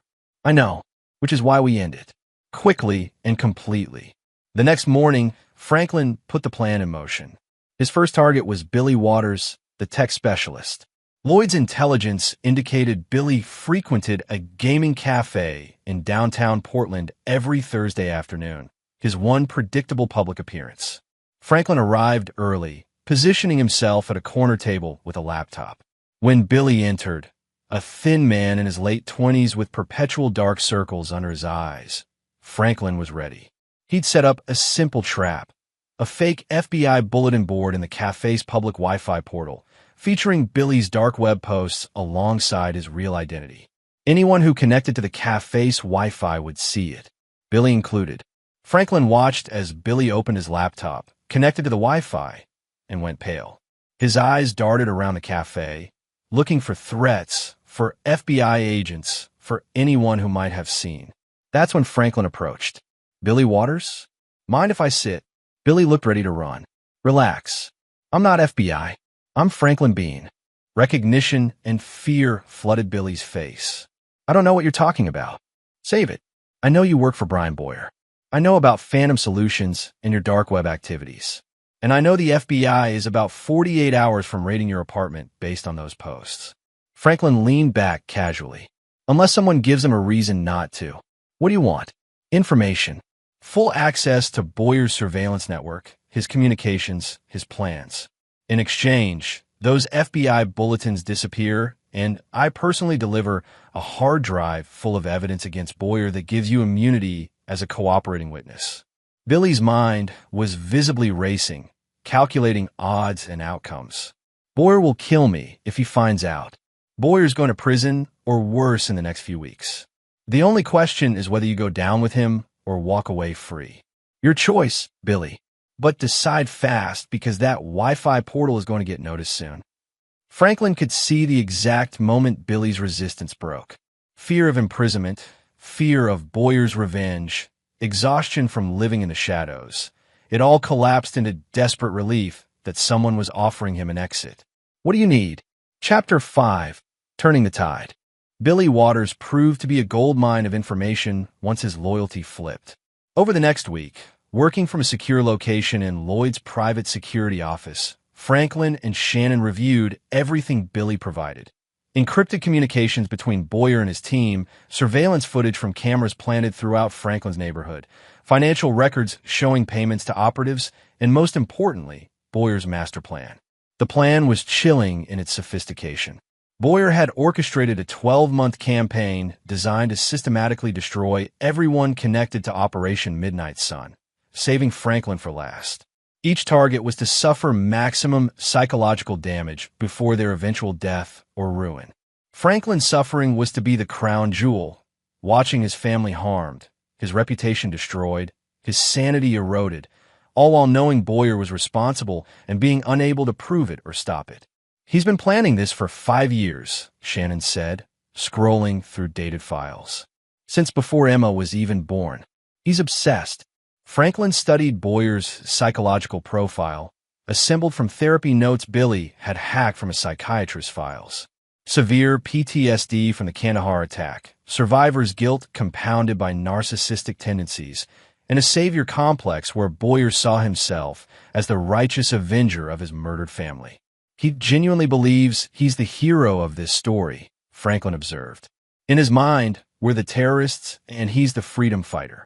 Agent Lang arrived that afternoon to review the evidence. Her expression shifted from professional interest to grim satisfaction as she absorbed the full scope of Boyer's crimes. "This is enough," she said finally. "With Billy's testimony and this documentation, I can get warrants for Boyer's arrest, seizure of Phantom Solutions assets, and raids on his properties. We can dismantle his entire operation." "Not yet," Franklin said. Lang stared at him. "Excuse me? Boyer has contingencies." Billy confirmed that if Boyer is arrested or disappears, dead man switches activate. Automated systems that release damaging information about his targets, including fabricated evidence designed to destroy reputations. People on his revenge list will be publicly accused of war crimes, corruption, pedophilia. Even if the accusations are later proven false, the damage would be permanent. "So we're supposed to just let him continue?" "No, we're supposed to be smarter than him." Franklin pulled up a network diagram showing Boyer's team and support structure. "We've already flipped Billy. Now we systematically turn the rest of his team, isolate him, and when he's completely alone with no resources and no backup, then we take him down with all his contingencies disabled." Shannon added, "And we make sure he can never threaten our family again." Lang considered this. "How long?" 2 weeks, maybe 3. We're already making progress." The next target was Carla Savage. Shannon took the lead on this operation, using her medical network to contact the commanding officer of Carla's deployed brother, Vernon Savage. Through careful manipulation of military medical transfer protocols, Shannon arranged for Vernon to be reassigned to a stateside posting for family emergency medical care. Specifically, his sister's fictional diagnosis with early-stage cancer requiring family support. When Carla received notification of her brother's imminent return, she broke down. Lloyd's surveillance team captured her crying in her car, clutching the transfer orders like they were precious artifacts. Franklin approached her the next day at a park, alone and vulnerable. "Carla Savage, we need to talk about your brother." She spun toward him, hand moving toward a concealed weapon. Franklin beamed. "Easy. I'm not here to hurt you. I'm here to make a deal." "What kind of deal?" "Your brother's transfer is real. He's coming home. But the medical diagnosis that justified it, that's flexible. It can remain on file, keeping him stateside permanently, or it can be revealed as fabricated, sending him back to Syria and possibly court-martialed for fraudulent transfer."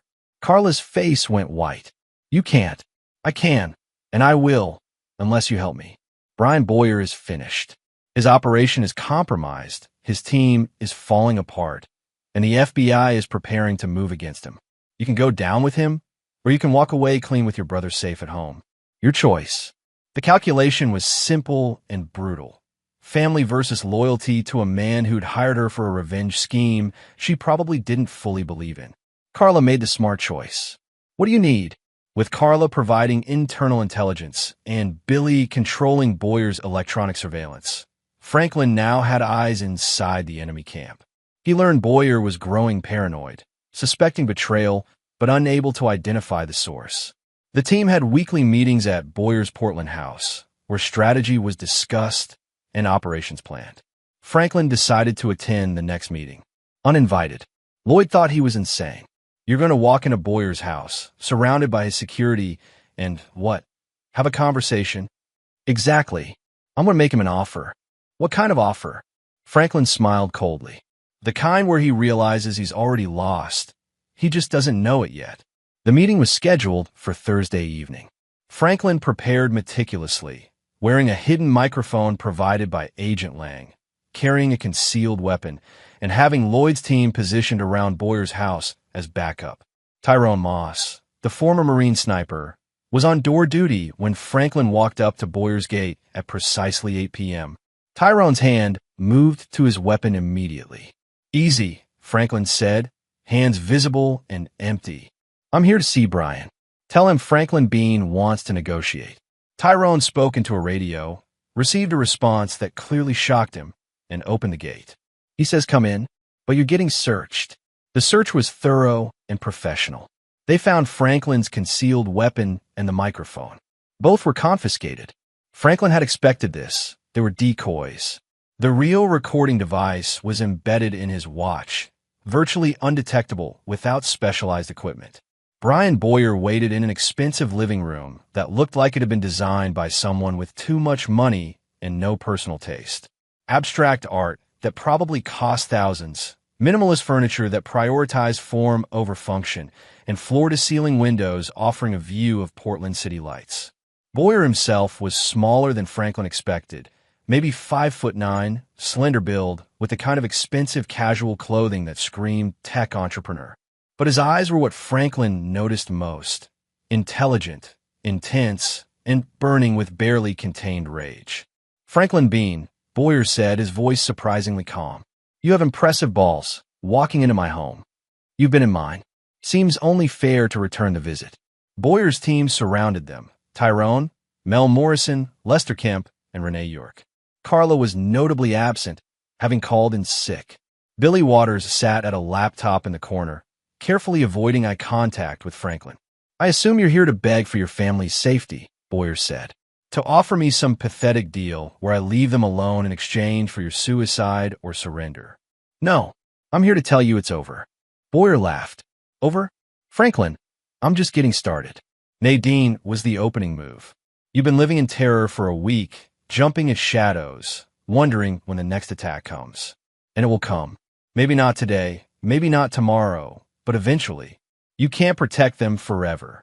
You're right that I can't protect them forever, which is why I'm going to remove the threat instead. Franklin's voice was cold, controlled. Billy, show him. Billy Waters hesitated for only a second before typing commands. The large television screen on Boyer's wall flickered to life, displaying evidence. Encrypted communications proving Boyer's involvement in 7 murders. Financial records showing payments to operatives for illegal activities. Surveillance footage from Boyer's own cameras showing him planning attacks. Boyer's face went pale, then red with fury. Billy, what the fuck? I'm sorry, Billy stammered. The FBI has everything. They offered me immunity. I couldn't go to prison for you, man. You traitorous little. And it's not just Billy, Franklin interrupted. Carla's brother is home safe, and she's already given her statement to Agent Lang. Your entire electronic surveillance network is compromised. Your financial accounts are frozen pending FBI investigation. Warrants for your arrest are being prepared. It's over, Brian. You lost. For a moment, Boyer looked genuinely shocked. Then his expression shifted to something predatory. You think this ends with arrests? With prison? Even if I go away, Franklin, I have people. Loyal people who will finish what I started. You mean these people? Franklin gestured at the remaining team members. Tyrone, how's your gambling debt? Still owe the Markov family $200,000? I wonder what they'd say if I told them you've got a safe full of cash in your apartment, money you've been hiding from them. Tyrone's hand moved to his gun, but Franklin continued calmly. Mel, that cocaine habit is going to get you killed. Your dealer is a confidential informant for the DEA. They know about every purchase you've made for the past 6 months. And Lester, your daughter, doesn't know her father runs logistics for a domestic terrorism operation. How do you think she'd react if she found out? The room had gone deadly quiet. You're all looking at serious prison time, Franklin said. Unless you walk away now. Agent Lang is waiting outside with immunity deals for anyone who testifies against Boyer. First come, first served. After that, you're on your own. Boyer screamed. Don't listen to him. He's bluffing. We're family. Family. Franklin laughed bitterly. Brian, you recruited these people with money and threats. The moment things get difficult, they'll abandon you. Just like you're about to be abandoned. Mel Morrison was the first to move, walking toward the door without a word. Lester Kemp followed. Then Tyrone Moss, after a long look at Boyer's furious face. Traitors! Boyer shrieked. All of you. You'll what? Franklin stepped closer. You're alone, Brian. No team, no resources, no leverage. The FBI is outside. You can surrender now and maybe negotiate a lighter sentence, or you can resist and make everything worse. But Boyer's expression shifted from rage to something terrifying, calm, cold calculation. His hand moved to a device on the table, a remote control of some kind. If I'm going down, Boyer said quietly, you're coming with me. Chapter 6, The Dead Man's Switch. The remote in Boyer's hand was sleek and black, with a single red button under Boyer's thumb. Franklin's military training immediately recognized it as a dead man's switch, the kind of trigger that, once activated, required constant pressure or it would detonate something catastrophic. Everybody freeze, Boyer commanded, his voice steady now, almost eerily calm. Franklin, I told you I was always 3 steps ahead. Did you really think I'd let you dismantle my operation without a contingency? Lloyd's voice crackled in Franklin's hidden watch earpiece, too quiet for anyone else to hear. We've got heat signatures in the basement. Looks like explosives. Serious amount. Franklin, that house is wired to blow. Franklin kept his expression neutral, his voice calm. Brian, what did you do? C4 charges throughout the foundation, packed with ball bearings and nails for maximum fragmentation. Enough to level this house and damage the surrounding properties. If I release this button, we all die, along with my lovely neighbors, a few of whom have young children. Collateral damage, just like Kandahar. Franklin's mind raced. The house was in a dense residential neighborhood. An explosion of that magnitude would kill dozens of innocents. Boyer had turned himself into a suicide bomber, and there was no telling if he was bluffing. This wasn't part of your revenge plan, Franklin said carefully. You wanted me to suffer, not die in an explosion. Plans change. Boyer's smile was unhinged now. You forced my hand, Franklin. You turned my team against me, compromised my operations, backed me into a corner. So now we have new terms. Your family dies. You die. I die. Everyone connected to Operation Midnight Sun dies. The accounts of our deaths will be national news, and the evidence I've planted will suggest you were the terrorist all along, planning an attack that I heroically tried to stop. No one will believe that, won't they? Ex-military intelligence operative with PTSD, access to explosives, history of violence. I've spent months building a digital trail that points to you. Searches for bomb-making materials on your home computer, which I hacked and planted. Purchases of suspicious materials traced to stolen credit cards that end up at your house. When this building explodes, and they find my body alongside yours, the narrative will be clear. Franklin Bean, disturbed veteran, targeted the innocent tech entrepreneur who was about to expose his war crimes. Franklin felt a chill. Boyer had planned for this scenario, anticipated his own possible defeat, and prepared a final revenge that would destroy Franklin's reputation even in death. Agent Lang won't believe it. She has all your evidence. Evidence that mysteriously disappears from FBI servers in the next few minutes, thanks to Billy's back doors that he didn't tell you about.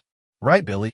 Billy Waters looked terrified, clearly trapped between 2 bad options. I kept insurance, Boyer continued. Billy didn't give you everything. The most damaging files, the ones that prove my innocence and your guilt, are about to be sent to every major news outlet along with this building's spectacular explosion. Your wife and children will spend the rest of their lives known as the family of a domestic terrorist. Franklin's watch earpiece crackled again. Lang's team is moving in.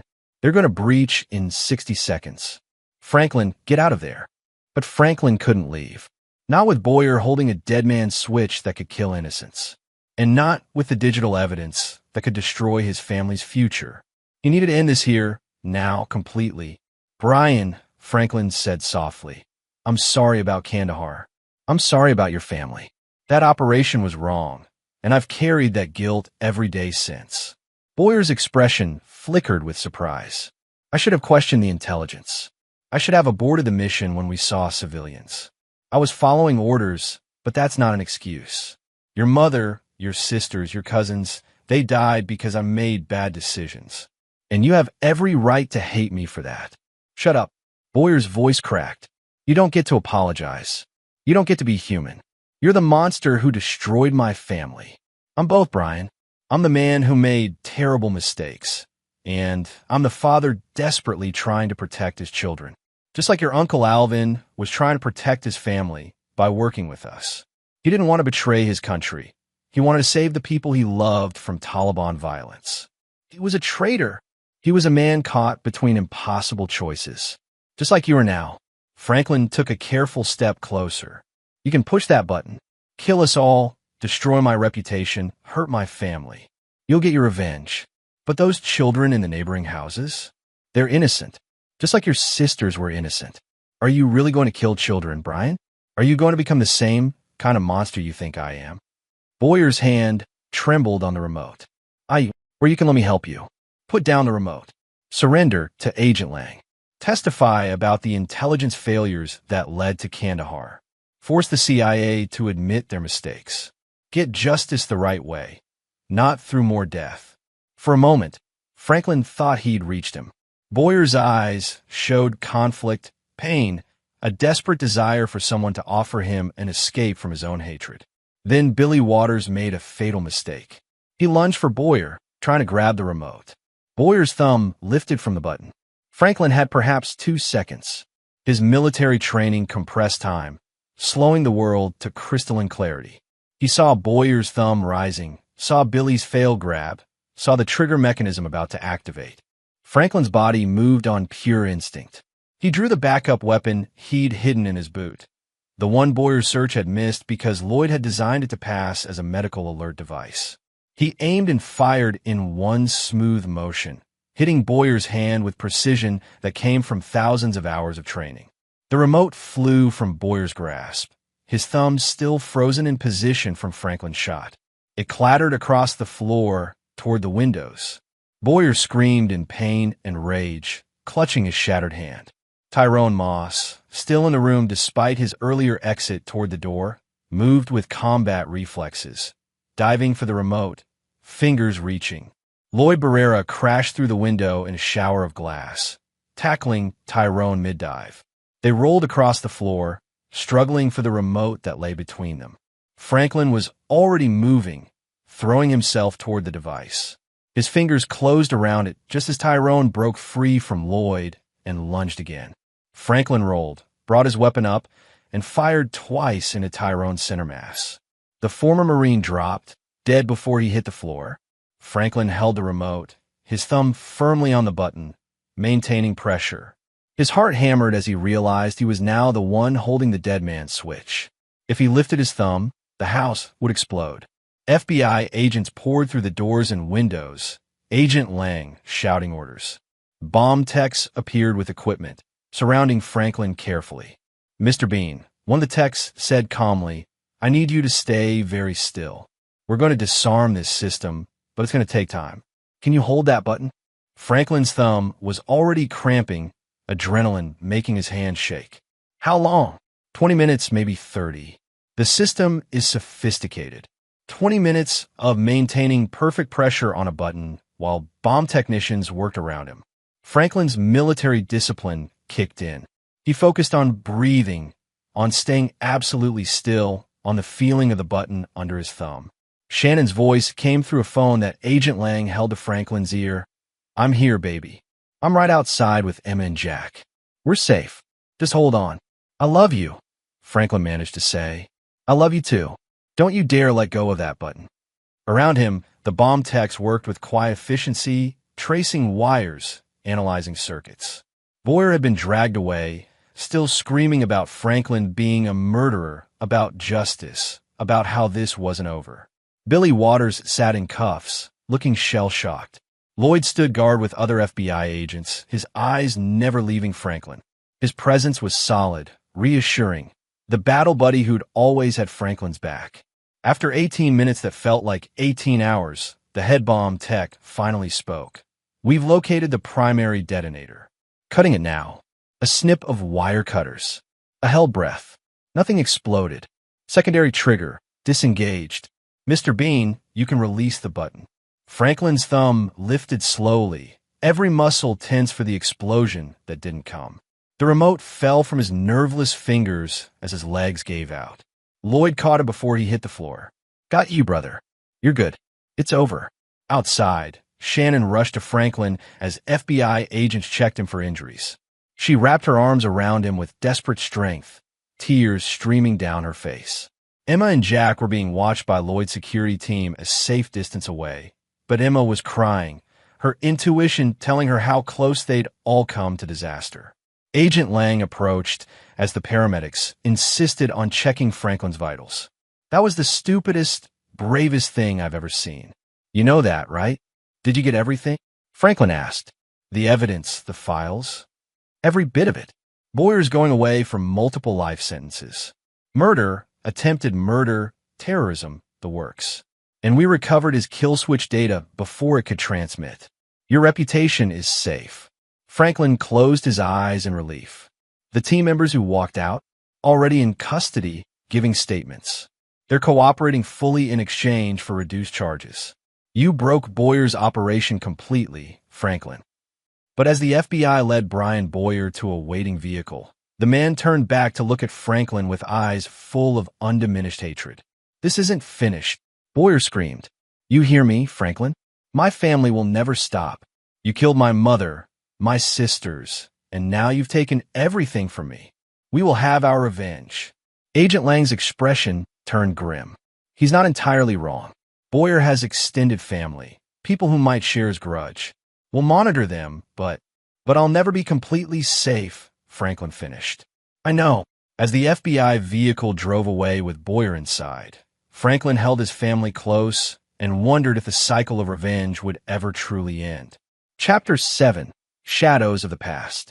3 weeks after Brian Boyer's arrest, Franklin sat in a secure FBI conference room watching the man's interrogation through one-way glass. Boyer had barely spoken since his capture, maintaining an eerie silence broken only by occasional smiles when questioned about potential accomplices or future threats. Agent Lang stood beside Franklin, reviewing updated intelligence reports. We've been monitoring Boyer's extended family and associates. Most of them seem genuinely uninvolved in his revenge campaign. But there's one person who concerns me. She pulled up a photograph of a woman in her 60s, elegant and sharp-eyed. Ethel Boyer, Brian's paternal aunt. She survived the Kandahar attack along with Brian and his grandmother. After the incident, she moved to Germany, married a wealthy businessman, and kept a low profile. Until 2 weeks ago. What happened 2 weeks ago? She liquidated significant assets, sold property, cashed out investments. Approximately $8 million moved into untraceable offshore accounts. Then she disappeared. German authorities can't locate her, and she hasn't used her passport under her legal name. Franklin felt the familiar weight of threat assessment settling onto his shoulders. You think she's coming for me? I think Brian Boyer's arrest activated something. Either she had standing orders to continue his vendetta if he was captured, or she's taking matters into her own hands. Either way, we've lost track of her, and that's a problem. Shannon appeared in the doorway, her expression troubled. She'd taken an extended leave from the hospital, helping Franklin manage the aftermath of Boyer's operation while keeping their children safe. The stress showed in the lines around her eyes, the tension in her shoulders. Franklin, we need to talk. It's about Emma. They moved to a private office. Shannon pulled out her phone, showing Franklin a drawing that Emma had brought home from school. It depicted a family, Franklin, Shannon, Emma, and baby Jack, surrounded by dark, angular figures with red eyes. She drew this in art class today. Her teacher called me, concerned. Emma told her these are the angry people who are coming. She's been having nightmares again, sensing danger. Her sixth sense is screaming at her that something bad is approaching.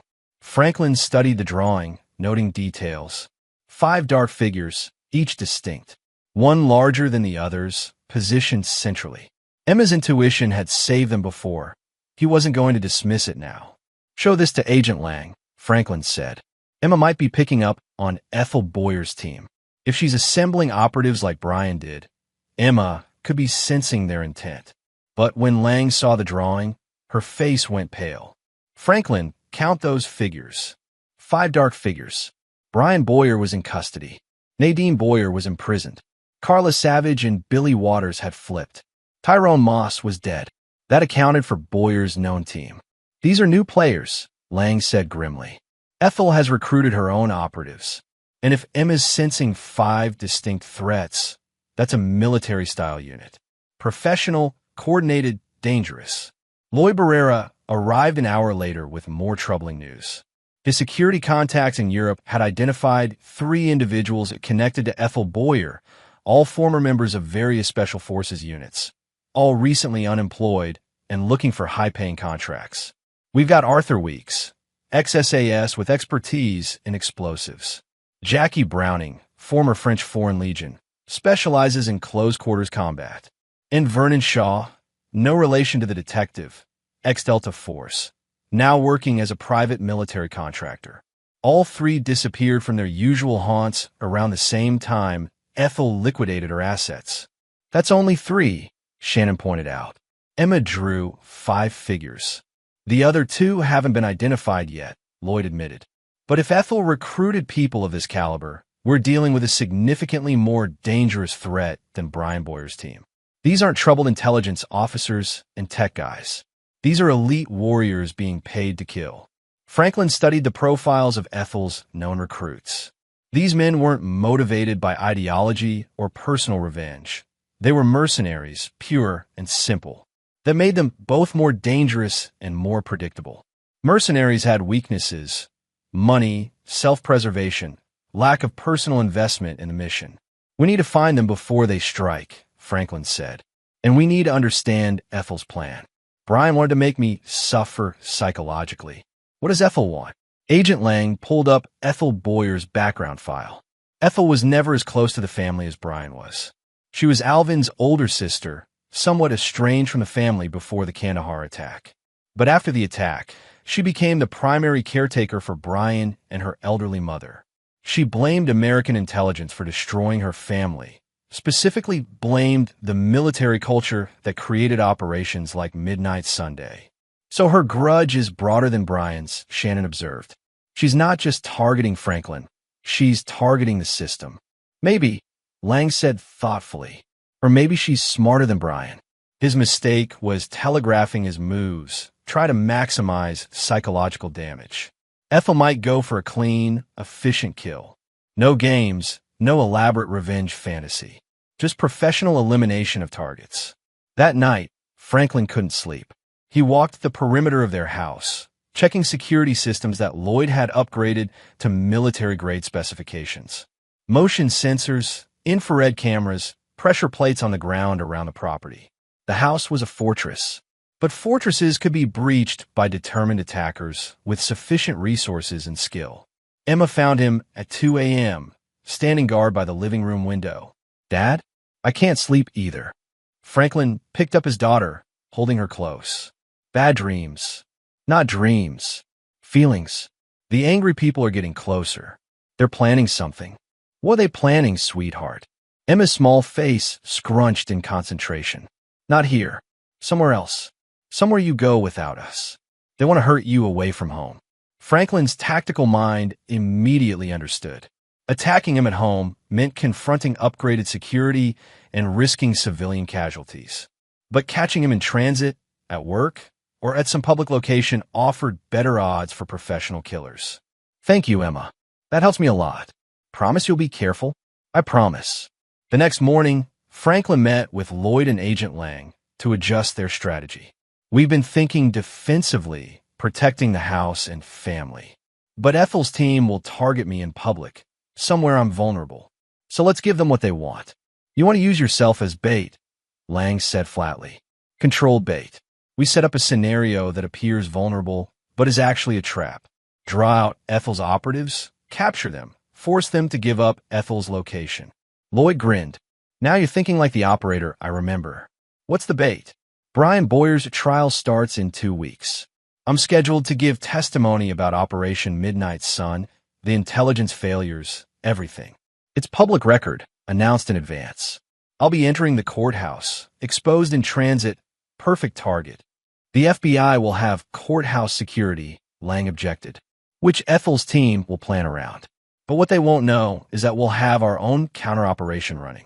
Lloyd's people positioned as civilians, federal agents in plain clothes, and me wearing body armor under my suit. When they make their move, we take them down. It was risky, potentially suicidal, but it was also proactive, seizing initiative rather than waiting for the enemy to strike on their terms. Franklin had learned in Afghanistan that the best defense was often aggressive offense. I'm in, Lloyd said immediately. I can have 15 operators positioned around the courthouse, plus rooftop overwatch. We'll turn that building into a kill box for anyone stupid enough to attack. Lang hesitated longer. If this goes wrong, if civilians get caught in the crossfire, then we make sure it doesn't go wrong, Franklin said. We control every variable we can, prepare for contingencies, and execute with precision. This is what we do, Agent Lang. This is how we end threats.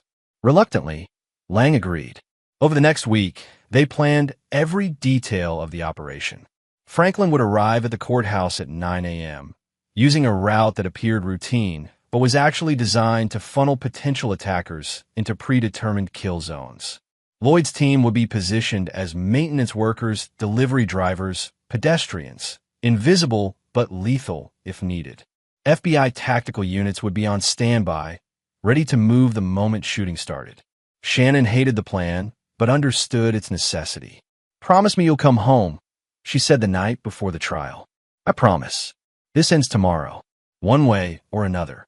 But that night, Emma woke screaming from a nightmare so intense it brought Franklin running to her room. She was pale, shaking, tears streaming down her face. Emma, what did you see? Not you, Dad. Not you, they're going to hurt. Then who? Emma's voice was barely a whisper. Mom. Chapter 8. The Double Game. Franklin's blood turned to ice. Shannon? They're targeting Shannon. Emma nodded frantically. Tomorrow. At the hospital. The angry people know you're going to the courthouse, but that's not where they'll attack. They're going after Mom while you're gone. Franklin's tactical mind raced through the implications. Ethel Boyer was indeed smarter than her nephew. She'd anticipated Franklin would expect an attack on himself, would prepare defenses around his own movements. So she was targeting the vulnerability he couldn't fully protect, his wife, working at a public hospital with hundreds of people moving through daily. He called Agent Lang immediately. We've been played. The courthouse is a feint. The real target is Shannon at Portland General Hospital. Lang was silent for a moment. How do you know? Emma. Her intuition. It's been right every time, and I'm not betting my wife's life against it. Franklin, we can't redesign the entire operation based on a 6-year-old's nightmare. Then don't. Keep the courthouse plan in place. But I need a team at the hospital now. Full security sweep, plainclothes agents, the works. Lloyd, listening on speakerphone, interjected. I'll pull half my team from courthouse duty and reposition them at the hospital. If Emma's right, we'll be ready. If she's wrong, we still have sufficient coverage at the courthouse. Shannon, awakened by the commotion, looked terrified. I'm not going to work tomorrow. Problem solved. That's what Ethel wants, Franklin countered. She wants us scared, reactive, making panicked decisions. If you don't show up to work, she'll know we're on her plan. She'll adapt, change tactics, and we lose our chance to end this. So you want me to walk into a trap? I want you to be bait, with a full security team hidden around you. Lloyd's best operators will be watching every angle. Agent Lang will have FBI tactical units on standby. You'll be the most protected person in Portland. Shannon's nursing instincts warred with her fear. She hated being used as bait, but she also understood the logic. If it didn't stop Ethel Boyer tomorrow, they'd be running for the rest of their lives. All right, she said finally, but I'm carrying one of Lloyd's weapons, and I want a panic button that brings the entire cavalry running. Done, Lloyd said immediately. They spent the rest of the night planning 2 simultaneous operations. Franklin would proceed to the courthouse as planned, drawing attention and potentially catching any of Ethel's team who didn't know about the hospital operation. Shannon would go to her nursing shift with invisible protection, acting as bait for the real attack. Emma stayed home with a security detail guarding her and baby Jack. Franklin knelt beside his daughter before leaving. Thank you for warning us, sweetheart. You might have saved Mom's life. Will you save her too, Dad? I'll do everything I can. Portland General Hospital was a sprawling complex with multiple entrances, parking structures, and thousands of daily visitors. Lloyd's team had identified 12 critical points where an attack might originate. Operators were positioned at each point, disguised as visitors, patients, or hospital staff. Shannon arrived at 7 a.m. for her shift, wearing body armor under her scrubs and carrying a concealed Glock 19 in her medical bag. Agent Lang had positioned FBI agents throughout the emergency department where Shannon worked, disguised as patients with minor injuries. Franklin, meanwhile, drove toward the courthouse in an armored vehicle that looked like his normal SUV. His route was monitored by multiple teams, every intersection watched, every potential sniper position covered. If Ethel's team attacked him, they'd walk into a professional counter-ambush. But as 8 a.m. passed, then 9 a.m., there was no sign of enemy movement at either location. Lloyd's voice came through Franklin's earpiece. Something's wrong. Too quiet. Either they knew we were prepared, or... Shannon's panicked voice cut in on the emergency channel. Code Black. Armed intruders in the pediatric ward. Multiple shooters. They're taking hostages. Franklin's world tilted. The pediatric ward. Not the emergency department where Shannon worked. Not the courthouse where Franklin would testify. Ethel had targeted children. Innocent children who had nothing to do with Operation Midnight Sun. I'm moving. Lloyd's voice barked orders to his team. All units converge on pediatric. Rules of engagement are weapons free. Do not let them harm those kids. Franklin spun his vehicle around, racing toward the hospital. Agent Lang's voice came through. Franklin, stay out of this. You're not tactical anymore. You'll just get in the way. Those are children, Lang. I'm going. The hospital's pediatric ward was on the 4th floor, accessible by 2 stairwells and 1 elevator bank. Ethel's team had chosen their battlefield well, a location with limited access points, filled with vulnerable hostages, and guaranteed to create maximum chaos and emotional leverage. By the time Franklin arrived, Lloyd's first operators were already in position outside the pediatric ward. The situation was worse than they'd feared, for armed shooters had taken control of the entire floor, securing approximately 30 children and 15 staff members as hostages. Early reports suggested the shooters were professional, organized, and heavily armed. We've identified 3 of them, Lloyd reported grimly. Arthur Weeks, Jackie Browning, and Vernon Shaw from our threat assessment. But there's a 4th shooter we didn't anticipate. The security footage showed the 4th shooter clearly, a woman in her 60s with silver hair and cold eyes. Ethel Boyer herself, participating directly in the attack rather than commanding from a distance. Franklin felt sick. She's using children as shields. She knows we can't assault without risking massive casualties. Shannon's voice came through, strained but controlled. I'm in the pediatric ward. I was doing a consultation when they breached. Franklin, they have 16 children under the age of 5 in here, including 3 infants.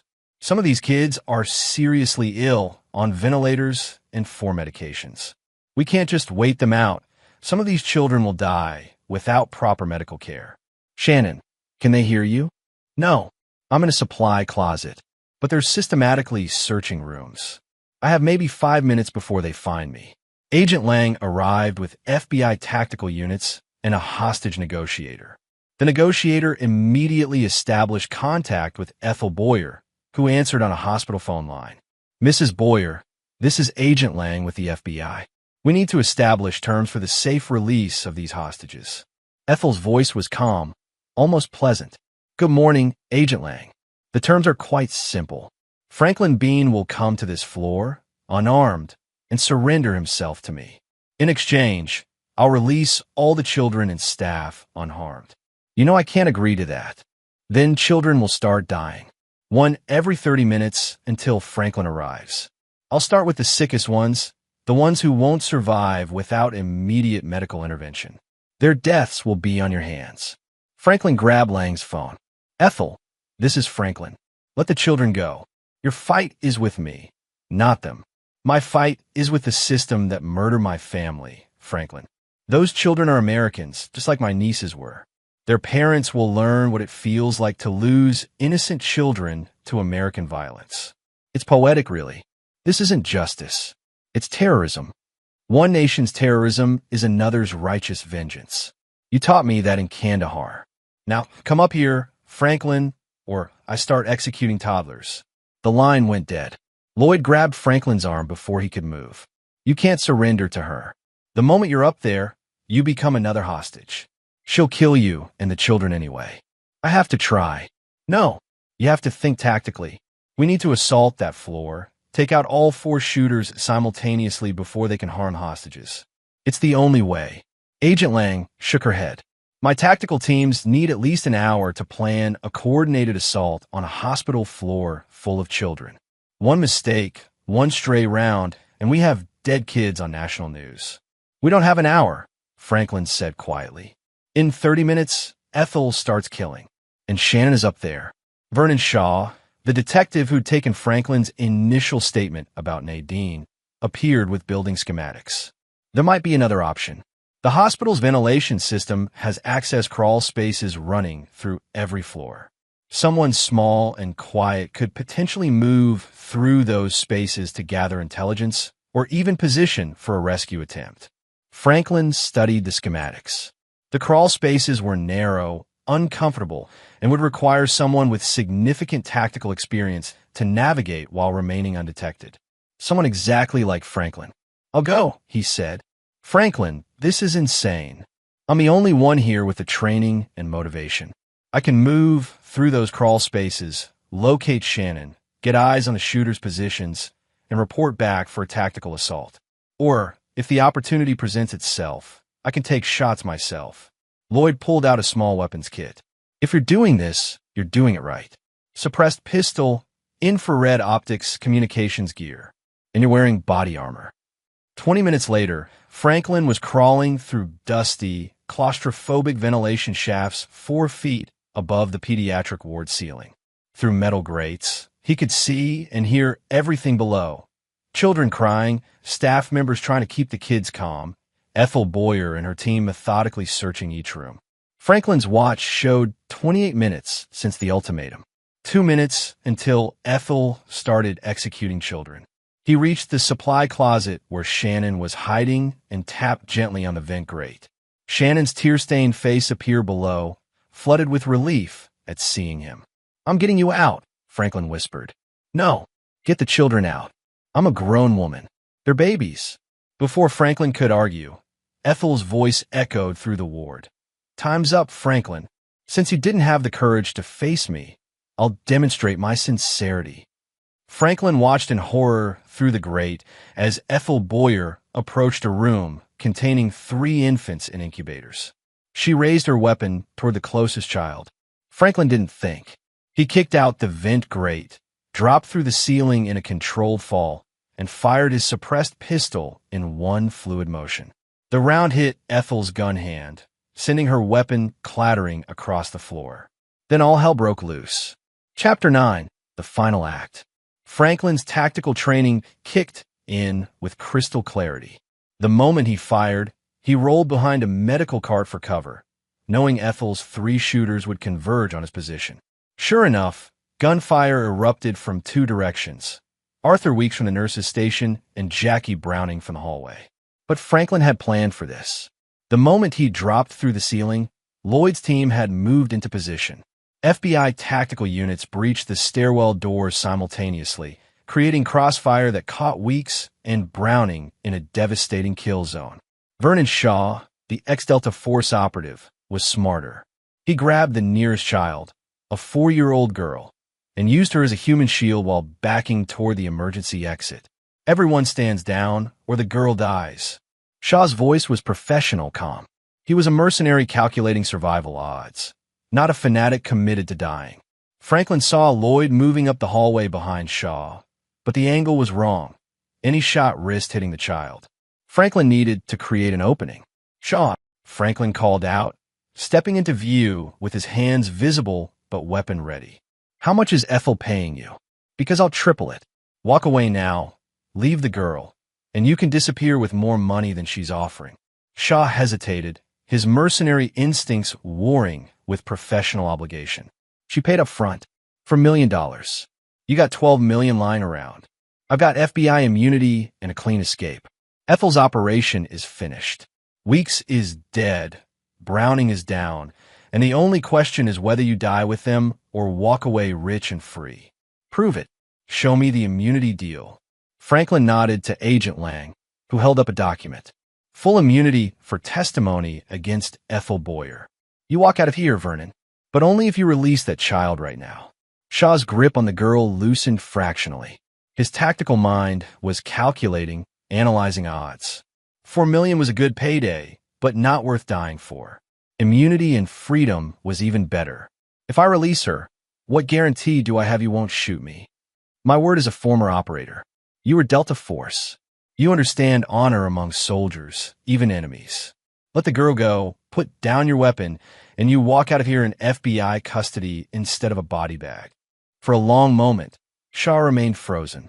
Then his professionalism won out over loyalty to an employer who'd sent him into a no-win situation. He gently released the child, who ran sobbing to her mother. Shaw placed his weapon on the ground and raised his hands. "Smart choice," Franklin said. FBI agents immediately secured Shaw while Lloyd's team moved through the pediatric ward, ensuring all threats were neutralized. Arthur Weeks was dead from multiple gunshot wounds. Jackie Browning was wounded but alive, already demanding a lawyer. And Ethel Boyer sat against a wall, clutching her shattered hand, her face a mask of impotent rage. Shannon emerged from the supply closet, immediately moving to help the traumatized medical staff check on the children. Miraculously, no children had been seriously harmed. A few had minor injuries from the chaos, but all would recover. Franklin approached Ethel Boyer, his weapon holstered but ready. The woman who'd orchestrated this nightmare looked small and broken now, stripped of her mercenary army and grand revenge plan. "It's over, Ethel," Franklin said quietly. "Nothing is over," she spat. "My family is still dead. My nieces are still buried in Afghanistan because of you. Justice hasn't been served." "You're right. Justice hasn't been served. The people who provided faulty intelligence, who approved Operation Midnight Sun without proper verification, who created a system where civilian casualties were acceptable losses, they never face consequences. But terrorizing children isn't justice. It's just more violence." Ethel laughed bitterly. "You think you're different from me? You kill my family following orders. I try to kill yours following my conscience. We're the same, Franklin." "No," Franklin said firmly. "We're not. I live with the guilt of what happened at Kandahar.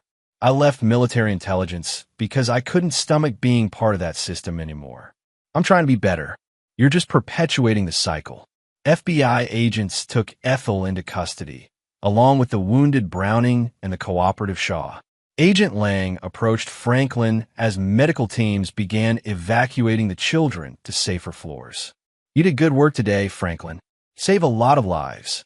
We got lucky. If Shaw hadn't taken the deal, if Ethel had been more willing to kill children.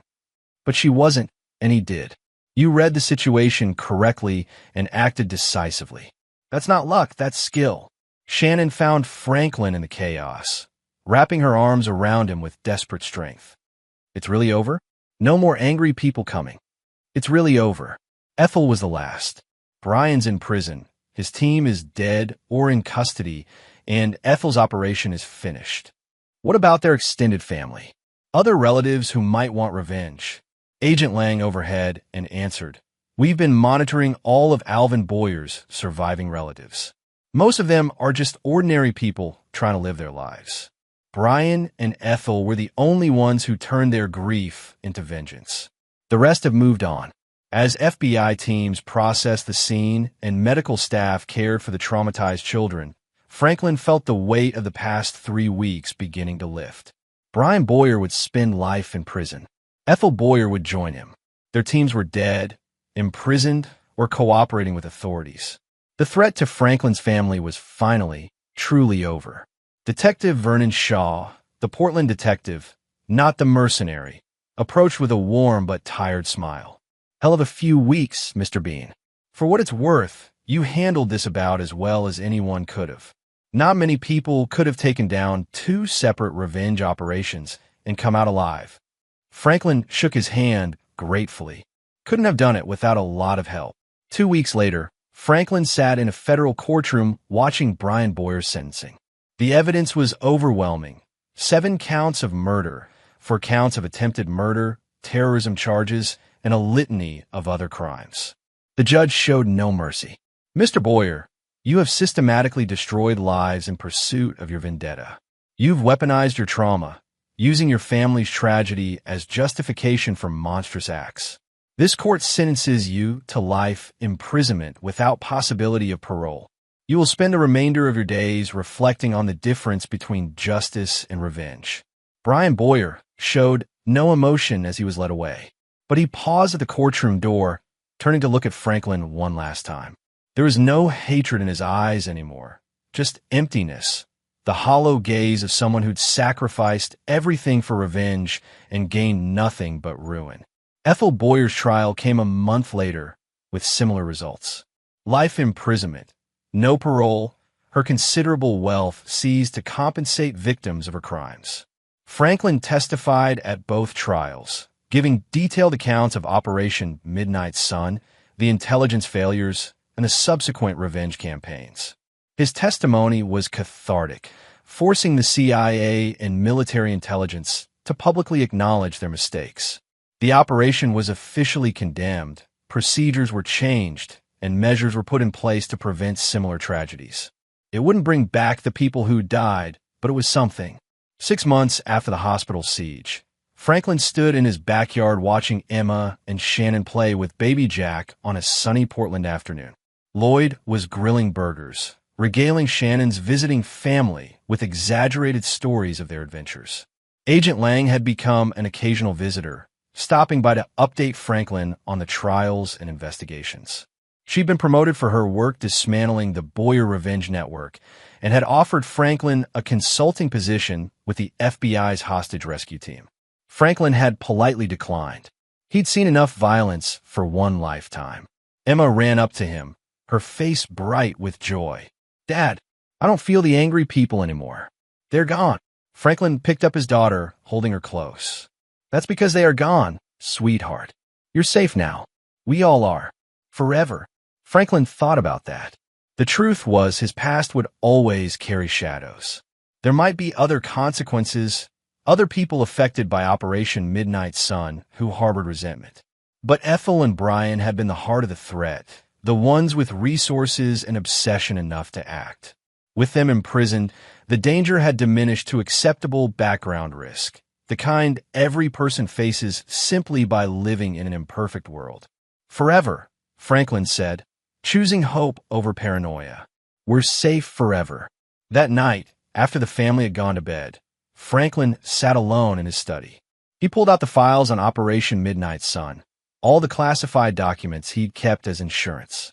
He read through them one last time, acknowledging every mistake, every decision that had led to tragedy. Then he fed them into a shredder, one page at a time. The past couldn't be changed. The people who died in Kandahar couldn't be brought back. But Franklin could choose how to move forward. He could carry his guilt quietly, honor the dead by living better, and protect his family without letting paranoia rule his life. He was Franklin Bean, former military intelligence officer, security consultant, husband, and father. He'd made mistakes that haunted him. He'd also done heroic things that saved lives. He was complicated, flawed, and human. And that was enough. In the nursery, baby Jack slept peacefully.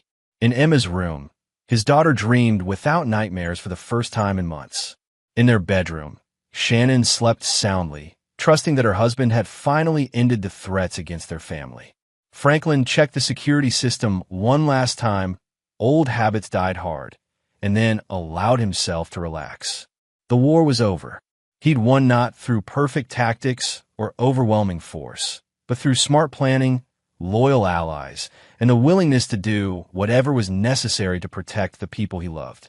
Brian Boyer had wanted Franklin to suffer, to understand the pain of losing family. Instead, Franklin had emerged stronger, his family intact, his conscience clear. He turned Boyer's own obsession against him, dismantled his revenge network piece by piece, and ensured that both Boyer and Ethel would spend their lives in prison while Franklin's family lived free. That was the best revenge Franklin could imagine. Living well, raising his children in safety, and proving that cycles of violence could be broken by people strong enough to choose differently. As Franklin finally headed to bed, he allowed himself a small smile. Emma's sixth sense had saved them. Shannon's courage had sustained them,